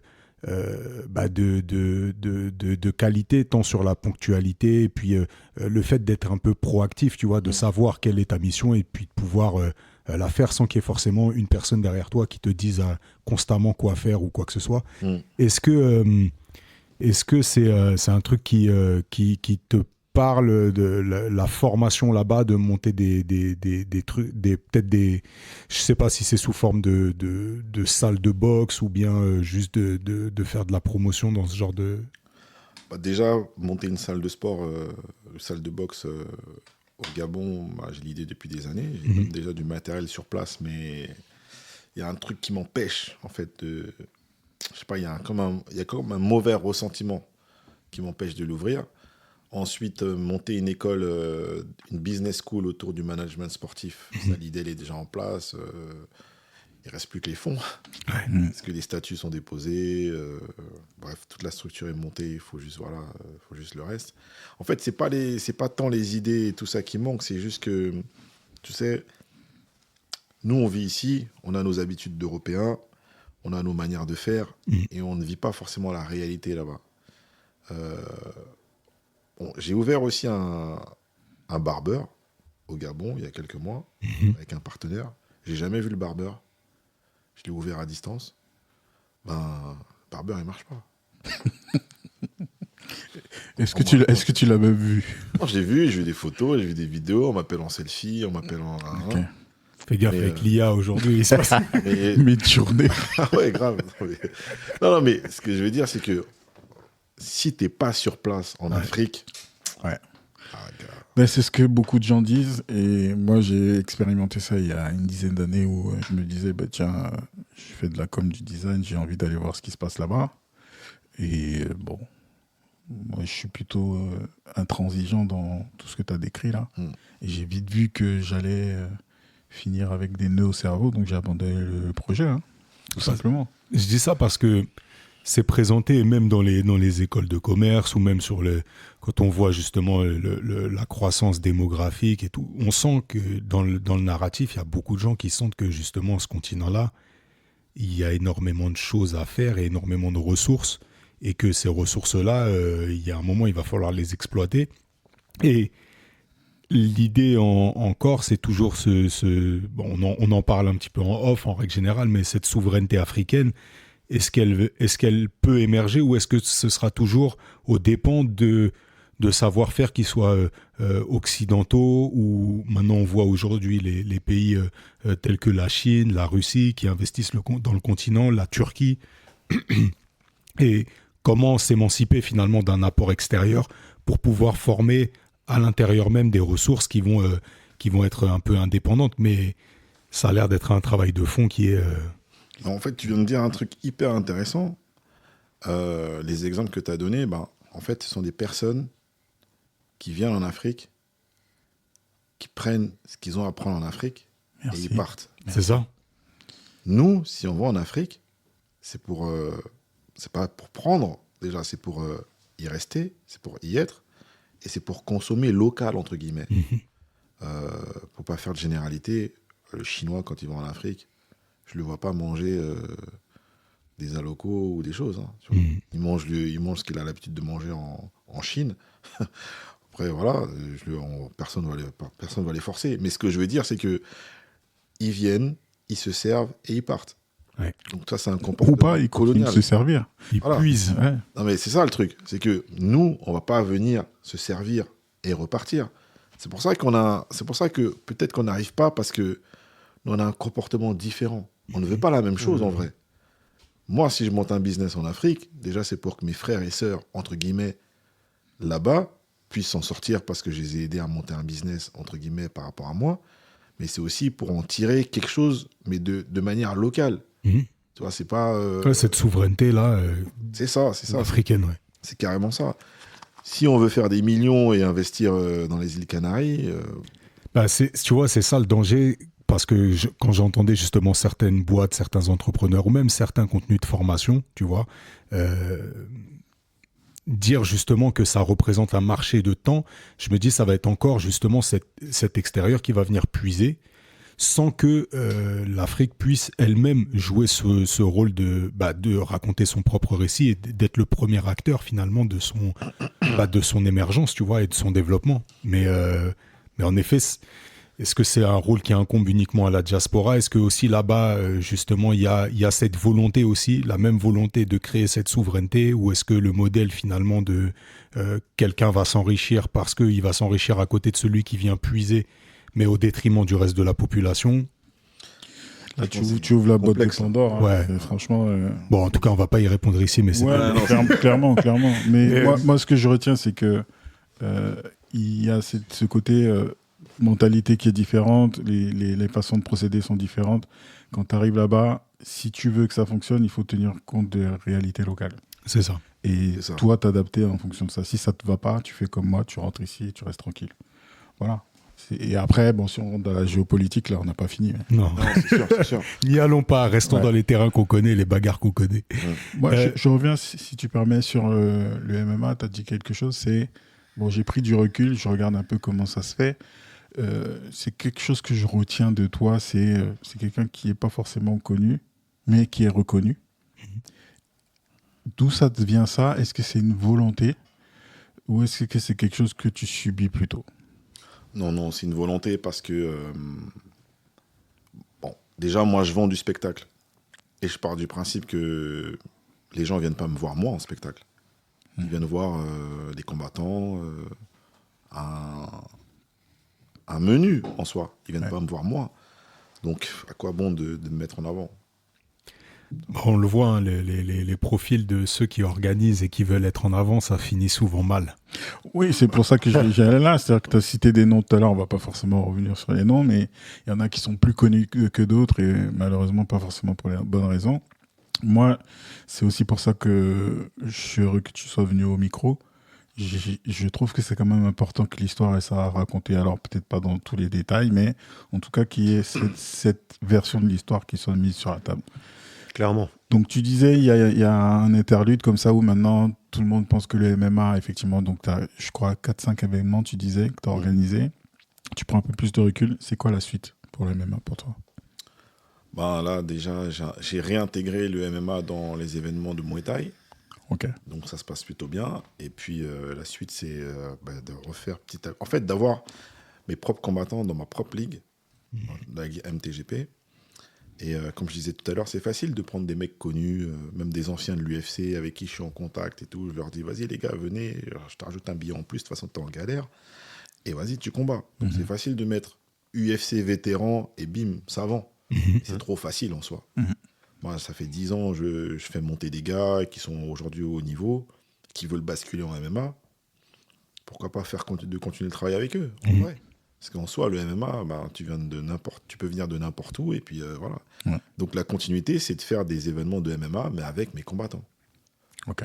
Après, ça ne m'empêche pas d'aller prendre des vrais combattants de MMA. Ouais. Mais je prendrai les petits jeunes. J'ai pas envie d'aller prendre des mecs qui... Après, si j'ai l'opportunité, évidemment, tu vois. Mais sinon, c'est pas mon but premier d'aller prendre des mecs qui sont déjà... Tu veux plus monter une école qu'un EHPAD, quoi. C'est ça, exact. Il est dur, lui. hein. Il est dur de ouf. Non, mais avec tout le respect qu'on a pour nos anciens, ça c'est clair et net. Mais bon, après, Il y a des anciens qui sont pas vraiment anciens. Il y a des mecs qui font 3 combats à l'UFC, Ouais. qui sont encore frais. Ouais. Bon, Ouais, ça, il donc finit, Vincent, fais voilà. gaffe à ce que tu dis. hein, voilà. Voilà. S'ils viennent demander des comptes, je pointe le doigt vers toi. mais je le reverrai vers mon grand ref, il est à côté de moi. Tout à l'heure, tu nous disais qu'il y a cette rencontre justement avec Danny Bill et que c'est le carrefour justement de 2 hobbies qui deviendront finalement, enfin pour l'un c'est ton métier, les arts martiaux, et lui aussi il est dans le hip-hop, dans la musique.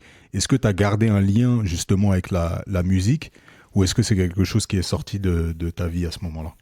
En fait, il y avait... Enfin, tu parles de l'époque avec Danny Bill ou maintenant? Non, maintenant, est-ce que c'est quelque chose que tu continues, la musique, ou c'est quelque chose qui t'a suivi en parallèle aussi dans ce parcours-là, ou...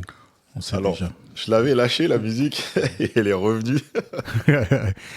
C'est impossible de lâcher la musique. Non, j'avais complètement lâché. Hein. Complètement lâché. Et j'étais plus du tout dans l'optique de me remettre dans la musique.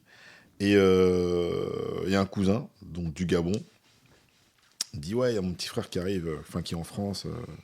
Est-ce que tu peux le gérer? Est-ce que tu peux t'occuper de lui? Il fait ses études, etc.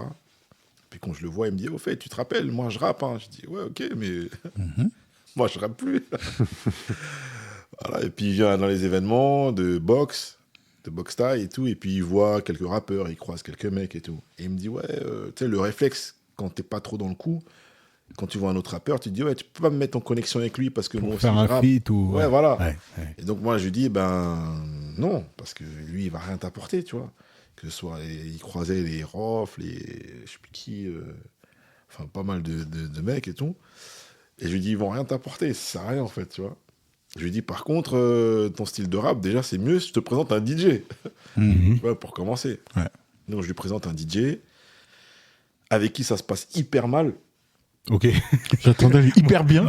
Mais bon, des noms, et après j'ai compris pourquoi il est pas venu. Ok. Et donc moi j'aime bien faire bien les choses. Ouais. Donc comme il m'appelle et qu'il me dit, ouais, ton DJ, laisse tomber, il a mal bougé, ceci, cela. Donc moi je lui dis, écoute, pour rattraper le coup, vu que c'est moi qui t'ai mis dans les pattes de ce fameux DJ, vas-y, on va voir comment je peux gérer ton projet, en fait. Ok. Donc voilà comment, pas par hasard, mais comment en essayant de rattraper l'erreur de mon ancien pote DJ, De connexion. je m'occupe du Zinkou, qui aujourd'hui est connu sous le nom de Benjamin Epps. Qu'on salue. Yes. Ouais. Qu'on salue. Et qu'on salue. premier projet sort. Nous, on se dit, si le premier clip fait 5000 vues, on a tout gagné. Mhm. Le clip fait 50 000 vues.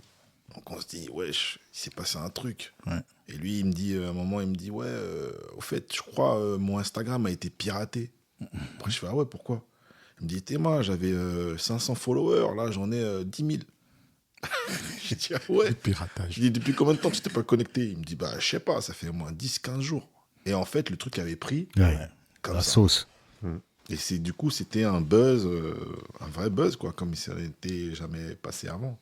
Mais en fait, donc donc là, je reviens dans la musique, entre guillemets, mais il s'est passé des choses. En fait, avec lui, on a fait des choses, encore une fois, complètement à l'inverse de ce qui se faisait il y a 3 ans.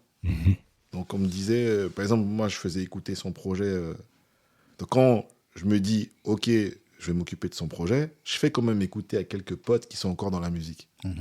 Tous, ils me disent, oh, laisse tomber. Il est trop à l'ancienne. C'était bon en 90. Ouais, ils disent, laisse tomber, ça marchera pas, c'est mort. Ouais. Donc bon, moi je me dis, ok, c'est pas grave, au moins on va essayer. Comme ça, après, Benjamin, je sais pas, au pire, il reprendra ses études. Enfin, il continue ses études de toute façon, parce que il est dans les études. Mais en fait, c'est moi, quelques mois après, je lui demande d'arrêter ses études parce que là, Ça, on voit trop. ça envoie trop, voilà, faut qu'on assume derrière, quoi. Mhm. Et là, ça fait 3 ans, ça tourne à toute patate. Ouais. Bravo. Félicitations. Ça, c'est... Mais là encore, c'est encore une vision, en fait. C'est que peut-être que tu le conscientises pas à ce moment-là, mais le fait de lui dire on va parler à aucun des rappeurs parce que ça va rien t'apporter, c'est que t'as quand même une vision pour pouvoir dire ça. C'est tu sais que dans une stratégie de développement, c'est pas le premier move à faire, quoi. Tout ce que je sais déjà, c'est que, en tout cas là, ça me l'a vraiment prouvé, c'est que si tu veux réussir, fais le contraire de tous les autres. Et c'est vraiment ce qu'on a fait. On a fait vraiment le contraire de tout ce qui se faisait. Par exemple, on a écrit une bio et on a fait imprimer des boîtes avec son visage et on a fait imprimer des CD. Personne ne faisait des CD il y a 3 ans. De toute façon, aujourd'hui, ils refont, je crois. On a fait imprimer des CD et on a acheté des lecteurs CD. On en a acheté peut-être une vingtaine ou une trentaine sur Amazon. Et on a envoyé ça à tous les influenceurs, genre Deezer, Spotify, etc. Juste avant la sortie du truc. Ouais. À Bouscapé, tout ça, etc. Il y en a qui ont hyper bien réagi, il y en a qui ne nous ont pas calculé. Mais ceux qui ont réagi, ils n'ont pas réagi sur la musique. Ils ont réagi sur le fait... Sur l'objet, en disant, purée, il y a une boîte d'un mec, il y a sa tête, il y a un lecteur CD. Un truc de ouf. Et c'est comme ça qu'en fait, les gens, ils ont commencé à faire parler de lui, en fait. Marketing. Dans tout ça, Vincent dit marketing, tu t'occupes de quoi? Ton titre, ton rôle et tes actions par rapport à lui? Franchement, de tout. Tout. Sauf de sa musique.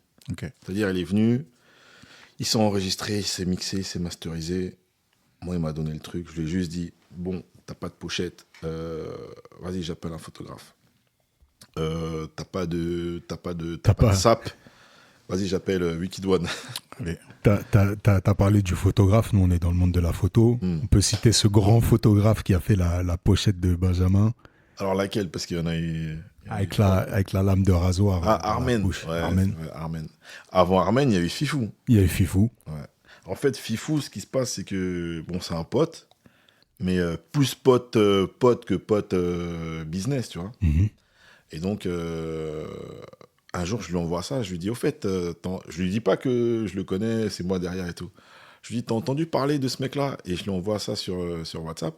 Il me dit, waouh, truc de ouf, je le cherche et tout. Je lui dis, c'est trop fort ce qu'il fait. Ouais. Et je lui dis, ben là, t'es où? Et il me dit, bah, je suis là. Je lui dis, vas-y, ben on arrive. C'est parti. Et c'est là où il a fait la cover du deuxième projet. Ouais. Là, c'était que le premier projet. En fait, le premier projet, c'était Sebos, je sais pas si vous connaissez. Ouais. C'était Sebos, qui est un ami aussi. Et en fait, vraiment, tout s'est fait sans calculage. C'est-à-dire que Benjamin, il était à Gare de l'Est. Et le photographe que je connais, donc Sebos, je me dis, attends, quel photographe qui est à côté de Gare de l'Est? J'ai dit, Sebos, Barbès, c'est à côté. Allô, t'es dispo? Ouais, qu'est-ce qu'il y a? Il y a quoi à faire? Il y a du bif ou pas? J'ai dit, ouais, s'il te plaît, vas-y, va photographier un gars à moi, il est juste là. Et donc, la première cover, c'est à Barbès, dans le quartier de Sebos. Il a fait ça vraiment, si je vous dis 15 minutes, voilà. C'est au talent, à l'instinct. Ouais, voilà. Nice. Et voilà comment ça s'est fait. Et même les clips, bon là, je vous le dis tout de suite, si les clips sont en noir et blanc, c'est parce que pareil, j'ai demandé à un petit de faire des clips vite fait. Tu t'es dit l'étalonnage, là, c'est compliqué. On connaît tout ça. C'est Benjamin, il me dit, putain, mais ton gars, il est nul. Ah, gars, j'ai dit, tu peux pas demander... J'ai dit, mon gars, il est venu filmer des boxeurs, toi. Ouais. Je lui demande de faire un clip. Et il me dit, vas-y, dis-lui de mettre tout en noir et blanc. Et les gens, ils ont dit, waouh, le concept, il est ouf, à l'ancienne, tout ça avec la musique. Même on était New York, tout ça, ouais. Wow. Non, mais il y a une vraie identité visuelle et musicale Non, c'est chez du bon Benjamin qui sont C'est du bon taf. qui sont Et qui c'est sont remarquables. C'est pour ça que c'est important d'en parler et Ouais. de débusquer un peu cet homme de l'ombre là qui fait tout en silence Carrément. et qui veut pas le dire. Là, depuis tout à l'heure, Et j'ai fait d'autres coups avant ça. Bon, ben vas-y, le micro est ouvert. T'es chaud, on voit que t'es chaud. On est là Vas-y, pour on ça. voit. Ah, Le mais micro ça- ouvert. Non, ça c'est vrai que franchement c'est des fois je me rends pas compte, mais avec Benjamin on se dit qu'on a fait un truc de ouf quand même. Tu vois, le petit il vient du bled, il vient pour ses études et tout, et on se retrouve à faire un Élysée-Montmartre tout seul, un Olympia, tout ça. Ouais. Après c'est vrai que moi derrière j'ai charbonné parce que j'ai du savoir et du savoir-faire, donc forcément ça a joué, mais ça aurait pas marché si lui il avait pas du talent. clairement. Et ça n'aurait pas marché s'il n'était pas arrivé au moment où, justement, c'est le confinement, les gens ne sortent pas, les gens, il n'y a que de la musique, tout le monde en a marre de la drill, il n'y a que de la drill. C'est vrai que c'est drill. exactement ça le contexte. Voilà. Il y a de la place. En fait. Ah, mais c'est ce que tu dis, la singularité qui Ouais. fait que tu dénotes par rapport à un contexte global qui va dans une seule direction. Le fait d'avoir le cran de se dire, c'est pour ça que je parle de caractère depuis tout à l'heure. Toi, tu as dit sensibilité, mais pour assumer cette sensibilité, cette intuition, il faut avoir un caractère pour dire tout le monde va là-bas, bah, moi C'est je vais ça. de l'autre côté. C'est carrément ça. Ouais. C'est carrément ça. Et bon, en vrai, on n'a rien à perdre dans cette histoire d'entrepreneuriat. On teste des trucs, ça marche pas, bon, bah, t'as perdu un petit peu de sous. Bah, si ça fonctionne, ben voilà. En fait, j'ai une autre chose à vous raconter, c'est que justement, pendant cette période de confinement, tout au début du confinement, je sais pas comment vous l'avez vécu, le confinement, mais... Moi, tous les lundis, The Last Dance au calme. ok. Voilà, non, confinement très tranquille, on va. Moi, je l'ai très mal vécu. Ouais. Moi c'était. Ouais. Moi, j'étais là. J'étais là-haut. J'étais au-dessus. Ok. Non, mais là, je n'ai pas bougé. Non, relax. Bon, moi, déjà, j'étais pas en France, donc c'était pas pareil. Ouais. Mais en gros, ce qui s'est passé pour moi, c'est que le confinement arrive. Et à l'époque, j'étais proche on va dire, d'une amie d'une cousine. Donc, qui était une cliente, en fait, dont je m'occupais en coaching. Et il se trouvait que c'était la coiffeuse de Nicki Minaj. Ok. Et confinement arrive, il se passe plein de choses. J'arrive à lui faire perdre plus de 40 kilos. Et donc, elle, à ce moment-là, elle enquille Nicki Minaj. Ça fonctionne super bien pour elle. Et donc, on s'assoit, on discute. Je lui dis, écoute, un jour, tu as posté une vidéo sur tes réseaux, genre avant et maintenant. Et j'ai vu que le truc, c'était un truc de ouf, tu vois. Et je lui dis, t'as pas une histoire à raconter sur ça? Elle me dit, ouais, non, je suis un peu timide, je suis un peu machin. Et donc, je lui dis, écoute, moi, je lui ai proposé, en fait, de faire un e-book sur comment perdre du poids en 30 jours. Bon, c'était pas forcément vrai parce qu'elle n'a pas perdu les 40 kilos en 30 jours, ça n'existe pas, tu vois. Mais en gros... Ou alors, il y a la moitié du corps qui manque. Ouais, de ouf. Donc, en gros, moi, déjà, comme j'étais coach, donc j'avais déjà tous mes plans, tous mes trucs, etc. Les repas par jour, par semaine, sur 4 semaines, etc. Le e-book, etc. J'ai un peu adapté à son histoire. En plus, elle est métisse, jolie. Donc, elle avait bien maigri, donc c'était impressionnant. Donc, paf, on sort le e-book. 35 pounds, ça fait un peu l'équivalent de 40 €. Donc, e-book, hein, donc c'est téléchargeable, etc. Et on en a vendu plus de 10 000 exemplaires. Magnifique. Ah ouais. Voilà. Magnifique. Donc, en français et en anglais, parce que pour le coup, ses clientes, elles sont dans toute l'Afrique noire, vu que les fans de Nicki Minaj. Voilà. Puis voilà, quoi, c'était cool. Magnifique. L'entrepreneuriat. De recevoir les Dans toute notifications. Ah, ils montent. Ça monte, ça 3, monte. 4, tac, tac. Ouais, Donc, c'est charmé. À chaque fois que tu racontes ces histoires-là, j'ai toujours ce premier mot que tu as introduit qui est la sensibilité. D'où ça devient? Est-ce que tu arrives à sentir ce moment où ça naît en toi, cette sensibilité, le truc petit peu inexplicable? En fait, c'est comme les chercheurs d'or. C'est genre, t'essaies de... En fait, il faut observer. Il faut essayer de trouver une opportunité. Par exemple, je sais pas, sur quelque chose qui va t'arriver de mauvais, moi, je vais essayer de le tourner en positif. Par exemple, je sais pas, je vais tomber par terre. Je me dis, bon, je suis pas tombé par terre. Ça m'a peut-être montré comment mettre les mains au sol. Enfin, c'est peut-être un peu bizarre comme exemple, mais je vais essayer de toujours essayer de trouver le positif dans chaque action, en vérité. Dans chaque action, chaque domaine, dans une discussion, dans une embrouille, dans une galère, tu vois. Même demain ou hier, par exemple, je me suis fait escroquer par un mec. Ben, ok, il m'a escroqué parce qu'il est malhonnête, mais je vais toujours me dire, bah, c'est ma faute parce que je lui ai donné ma confiance. C'est-à-dire que, en gros, j'essaie toujours de tourner le truc d'une autre manière. Peut-être pas forcément, bon, des fois ça n'a pas marché. Hein, mais que l'échec devienne pédagogique. En gros. Exactement, c'est ça. Donc voilà, après, il y a des trucs qu'on teste, des trucs ça fonctionne, des trucs ça fonctionne pas. Mais il faut savoir un truc, c'est que ce qui a marché avec elle, ça ne marchera pas avec une autre personne. C'est pour ça que je dis, c'est ce côté un petit peu sensibilité de se dire, là c'est le moment. Tu sais, tout à l'heure tu parlais de finalement des planètes qui s'alignent avec Benjamin. Mais il y a ce truc-là de se dire, j'observe les planètes et je vois qu'elles sont alignées, tu vois. Et c'est comment, justement, comment entraîner finalement cette sensibilité. Mais tu l'as dit, c'est l'observation, en fait. Moi, je pense que c'est pas quelque chose qui s'enseigne, c'est ton super pouvoir, hein, tout simplement. C'est-à-dire que cette intuition-là de sentir, et j'en parle souvent, c'est tu vas dire, bah non, faut pas aller là. Ça va être la bagarre, on va t'expliquer par A plus B que bah non, ça va marcher, c'est ça. Tu tiens bon, et c'est pour ça que je parle aussi de caractère. Et tu vas dans cette direction-là que tu as senti rêver, je sais pas comment expliquer ça. Mais c'est pour ça que quand tu dis sensibilité, c'est rester ouvert à des choses que peut-être les autres ne voient pas, tout simplement. C'est là où on est, voilà, on écoute le bruit ambiant, toi tu vas peut-être déceler l'élément qui fait que, parce que tu es plus observateur que les autres, tu te dis, bah non, c'est ça la bonne direction. Et moi, je pense que ça s'enseigne pas. Et c'est aussi pour ça que c'est intéressant que tu sois là pour nous raconter tout ça. Peut-être qu'on va, en écoutant toutes les pièces que tu mets de ce puzzle, on va comprendre un petit peu comment ça marche. Mais en tout cas, moi, je salue ce talent, ce pouvoir. Ouais, merci. Après, super pouvoir, bon, là, tu me mets bien. Là. Bien sûr. Comme c'est les résultats qui parlent à la fin. Ah oui, c'est ça. En fait, si tu veux aussi, c'est... moi, j'aime beaucoup les gens humbles, mais ce qu'on fait à travers ce podcast aussi, c'est essayer de les mettre en lumière, parce que c'est pas commun. Et en chacun de nous, il y a quelque chose d'extraordinaire.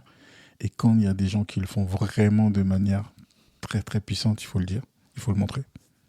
Non, c'est vrai que après, on en a fait des choses, hein, mais bon.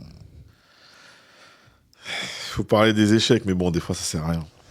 Non, mais comme tu dis, les échecs, ils ont été transformés. Donc c'est ce qu'on retient. Et les parcours, c'est ça, c'est la succession des chutes et puis de comment on en sort grandi.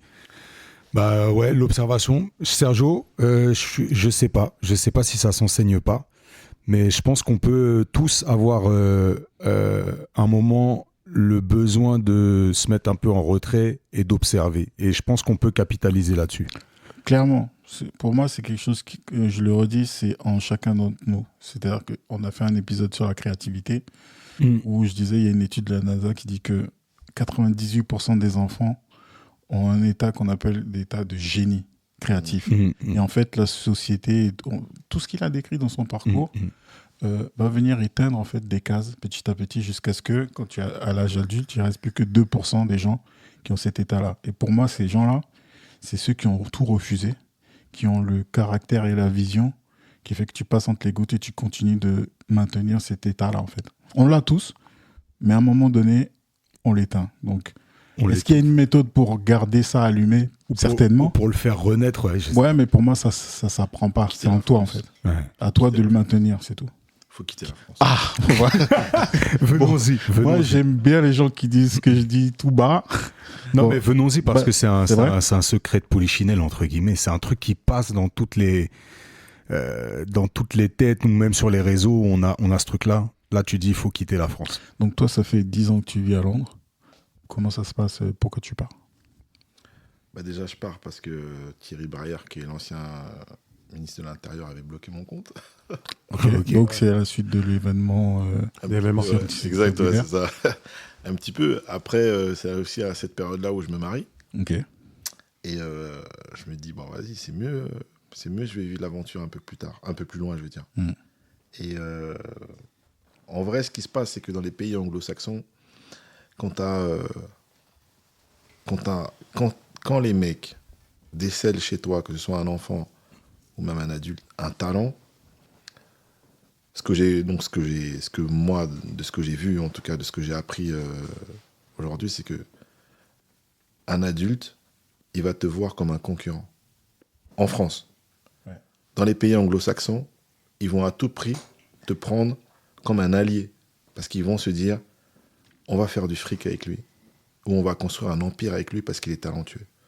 En France, non. Lui, il va nous gêner. Déranger. Voilà, lui, il va nous faire de l'ombre. Ouais. Voilà toute la différence. Et ça, je le vois dès que je suis arrivé, les premiers jours. Même pas les premières heures, en fait. J'arrive à Londres, je vais m'entraîner dans une salle. Je fais du sparring avec des mecs. Et les mecs, ils me disent, purée, ça va, t'es pas totalement nul. Hein. Ils me disent, après, le mec, il me dit, tu fais quoi demain? Demain, c'est une vraie session sparring avec des pros. Je dis, vas-y, je viens demain. Et le lendemain, je fais sparring avec des mecs. Et les gars, ils me disent, t'es français? Ouais. Ok, t'es coach? Je dis, ouais. Il me dit, bah, ça tombe bien, on a une classe avec beaucoup de français, tu veux donner des cours? Et là, je dis, purée, truc de ouf, ça fait 2 jours que je suis arrivé et je vais déjà donner des cours. Donc voilà l'Angleterre, comment c'est. Ouais. Eh ben, Je trouve ça archi intéressant ta façon de présenter le truc, parce que je l'avais jamais, en tout cas, entendu comme ça, tu vois, le fait de voir l'autre adulte comme un allié plutôt comme un ennemi. Tu vois, il y a ce truc-là des anglo-saxons, ça va plus vite dans le business, mais le formaliser comme ça, je trouve ça ultra intéressant. carrément, en fait. ouais. Je trouve ça ultra intéressant. Bon, les gars, on s'en va. Putain. Non, mais c'est vrai parce que c'est pas une question de mental dans le business, c'est une question de mental, mentalité tout simplement. Ouais, c'est vrai. On le voit quand avec Félix, on est allé à Dubaï justement, où justement tout est un peu comme ça, c'est-à-dire que l'autre représente toujours une opportunité. Il n'y a pas de blocage à parler de fric, parce que du fric, il y en a partout. Il n'y a pas de blocage à parler de réussite, parce que tout le monde est en train de réussir. Il n'y a pas de blocage finalement, les gens ils sont un peu en phase, et du coup ils se disent en effet, qu'est-ce que tu peux représenter comme opportunité, et tu deviens une opportunité autant qu'eux en sont pour toi. Mais ouais, c'est clair. Ouais. Bah, en tout cas, c'est toute la différence, enfin, une partie de la différence, et ce qui fait que quand j'arrive là-bas et que je me dis, bah, je vais organiser à Londres mes événements, donc je rencontre un mec qui fait comme moi, qui organise les événements, qui a le même âge que moi, qui est aussi chaud, et lui, donc je lui dis direct, je lui dis, écoute, moi aussi j'organise des événements, je veux organiser ici, mais comment je peux faire pour ne pas te faire de l'ombre? Sa première réponse était, mais c'est simple, continue d'organiser en France. Et je lui dis, mais comment ça? Il me dit, ok, tu vas organiser mon organisation, mais chez toi en France. Là, j'ai dit, ah. Et il me dit, comme ça, on sera plus gros. Après, là, j'ai dit, ah ouais, truc de ouf. Et donc, c'est comme ça à deux. Donc, lui, il organisait à Londres, moi, j'organisais à Paris. Après, je lui dis, bah, tiens, tu sais quoi? J'ai un pote bulgare qui vient vivre ici à Londres. On va le chauffer pour organiser en Bulgarie. Il me dit, ah ouais. Il me dit, ok, ben moi, j'ai un pote italien. On le chauffe pour organiser l'Italie. Et voilà comment, en 2 ans, c'est parti. Eh ben, en fait, voilà, c'est la mentalité anglo-saxonne. Donc, Peut-être tu nous as mis un KO. Parce ouais, que là, je suis fatigué. Là. Et tout ça, c'est dire. Je savais que j'étais fatigué, mais maintenant, je comprends pourquoi je suis fatigué. ah non, ici, les gens sont fatigués. Hein. Ah ouais, non, mais c'est une fatigue intense et permanente, franchement. Ouais. Après, j'ai une autre anecdote aussi par rapport à ici. Avant de partir, j'avais aussi en parallèle, j'organisais des ultimes bootcamps. Ok. Si vous avez suivi peu tout ça. C'était des techniques inspirées. Des parcours militaires. Voilà, c'est ça. Bon, père militaire, frère, oncle, etc. Donc, c'était un peu pour moi, voilà. Et donc, je commençais à le faire un peu. Ça prenait de l'ampleur. Ouais. Je passais de 20 personnes par samedi à faire 2 sessions de 40 personnes, donc 80 personnes par samedi. Ok. Donc, bon, après, je le faisais pas tous les samedis parce que physiquement, on laisse tomber. Donc, toi, tu participais au truc? Ah bah, t'es obligé de participer. Ouais. Donc, quand tu dois faire 2 sessions dans la même journée, tu dors pendant une semaine. Je pensais que tu organisais le truc et puis que... Ah non, faut le faire, parce que c'est le parcours, donc faut que tu fasses le parcours. D'accord, ok. Donc, c'est ça le truc. Et en fait, après, j'ai commencé à recevoir des messages d'autres coachs qui me disaient, nous, on coach pas loin, tu nous voles nos clients. Et donc, moi, qu'est-ce que j'ai fait? Ok, ben viens coacher avec moi. Mm. Donc il y en a un qui refuse, il y a un deuxième qui me menace, il y a un troisième qui vient, mais il veut que ce soit à sa manière. Je dis, ah gars, c'est quand même mon truc à moi, tu vois. Donc après, c'est là où j'ai commencé à grossir un peu plus. Et j'ai commencé à avoir un assistant, 2 assistants, mais des coachs avec ma méthode. Mais après, j'ai arrêté parce que les mecs me menaçaient, en fait. En fait, il faut rentrer en guerre, quoi, après. Ouais, les mecs me disaient, non, tu prends mes clients, j'ai 4 clients qui sont chez toi maintenant, comment on fait, comment on s'arrange, comment ça? Je comprenais pas, en fait. Je me disais, mais ils sont fatigués, les mecs. Ils sont au fou. Tu vois? Je me dis, attends, je vais quand même pas me battre avec des coachs, c'est quoi ce délire? Juste pour les clients. Donc au bout d'un moment, j'ai dit, bon, vas-y, c'est quoi? Mais ça, c'est quoi? Ça, c'est des coachs, on va dire, c'est l'univers de la rue, c'est ça? Non, je sais même pas, je sais pas. C'est juste que peut-être la jalousie, tu fais un truc qui fonctionne. Il y en avait avec qui ça se passait Mais très bien. quand tu dis des menaces, parce que clairement, juridiquement, ils peuvent pas te menacer de quoi que ce soit. Non, mais par exemple, le gars, si tous les samedis, il avait 4 clients, mais que ces clients-là préféraient venir chez moi, Ouais. bah pour lui, je lui ai volé ses clients. Mais du coup, quand il te menace en tant que quoi? Il te dit, ouais, ça va Je mal, vais- ça va mal je vais se venir te passer, voir. ouais. Ben oui. Non, il me dit genre, faut que t'arrêtes. Ouais. Ouais. Genre, faut que t'arrêtes. Parce que mes clients, il faut qu'ils reviennent chez moi. Mais moi, ça me faisait doucement rire. Ouais. Mais en vrai, avec du recul, je me disais, mais attends, ils sont fatigués, les mecs. Il y avait des coachs qui, eux, dans d'autres disciplines, eux, par contre, ils venaient avec leurs clients. Bah oui. C'était intelligent. Bien sûr. Je disais, ok, ben t'en ramènes, vas-y, prends ton truc. Moi, je suis pas, je prends ta part, ton pourcentage, ce que tu veux. Il n'y a pas de problème, tu vois. Limite, fais ça avec moi, puis voilà, tranquille, ça reste des clients et tout, tu vois. Bah, ce qui me fait rire, c'est que parce que tu as été peut-être ciblé en tant qu'individu qui monte ce truc-là, mais si demain c'était organisé par un fitness park, ces mecs-là, ils seraient pas allés chercher le patron de fitness park pour se plaindre, quoi. Non, évidemment. Après, encore une fois, quand je l'ai fait, j'étais pionnier. Ouais, J'étais c'est le ça. premier à faire ça. Et puis après, quand j'ai arrêté, j'ai vu plein de mecs faire des bootcamps. Ah ouais, on en a vu partout, ouais. Ouais. Donc, moi, j'étais déjà plus là. Ah, c'est un délire. Ah, c'est un délire. Eric, le parcours, il est complet, il est inspirant et merci d'avoir pris le temps. Ouais, merci à vous. On arrive un peu sur la fin de cet épisode. Est-ce qu'il y a quelque chose qu'on n'a pas abordé, quelque chose que tu as envie de livrer en plus, ou est-ce que tu es en phase avec cet épisode? Non, je suis carrément en phase avec l'épisode. Et puis, ça permet aussi de se remémorer, des trucs, des parcours et tout, des challenges. Après, il y a plein d'autres choses encore, mais... Il y a les off. Ouais, moi j'aime pas qu'on finisse comme ça sur le présent. T'es un visionnaire, tu as fait plein de choses. C'est quoi la suite là? Ben là, la suite, c'est de faire des événements de plus en plus fréquents, que ce soit Muay Thai, kickboxing, MMA. Actuellement, j'aime pas le dire comme ça fait un peu flambeur, mais actuellement, je suis le promoteur le plus actif en Muay Thai et kickboxing. Et par exemple, les diplômes qui se font passer, que ce soit diplôme d'État ou diplôme fédéraux en boxe Thai et kickboxing, la référence, c'est qu'il faut que les mecs passent par le Muay Thai Grand Prix. Donc, C'est lourd. pour moi, Magnifique. c'est juste, voilà, pour moi, c'est tampon. génial, tu vois. Ouais. Donc, franchement, ouais, en fait, j'ai tellement de choses derrière que je sais même pas. Ça continue, quoi. En vérité, c'est une continuité. Donc, On verra où ta sensibilité te mène. grave. On Demain, suit ça activement. attention, demain, je peux te dire, ma sensibilité, c'est de monter le plus grand élevage de poissons C'est dit.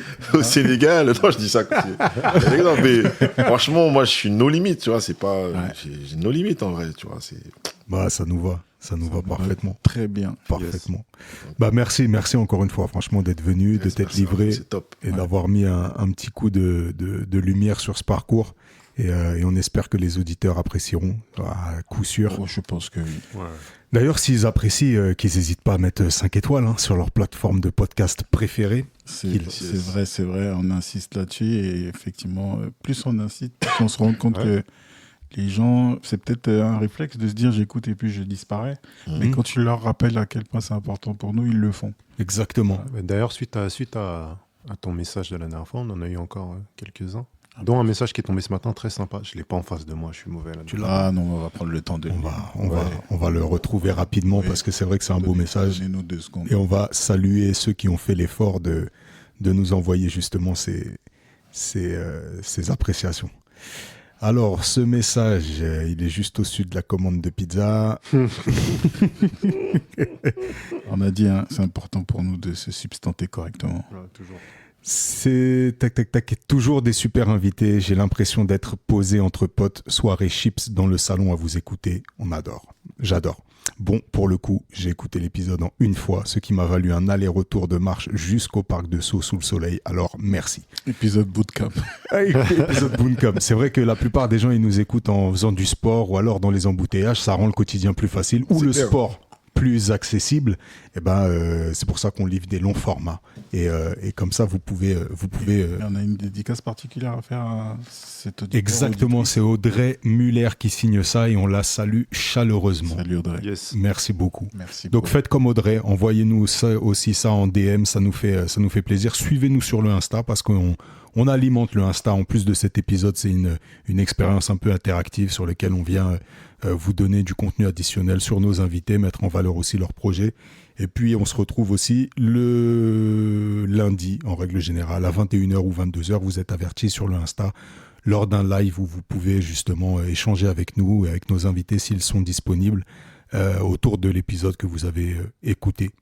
Donc voilà, merci d'être là, merci de nous écouter et on continue. Je pense que tu as tout dit. J'ai tout dit. Ouais. Eric, on te souhaite le meilleur pour la suite et merci. Merci encore. Merci à vous. Hein. Ouais. Merci de ouf. C'était super cool. C'est très très sympa.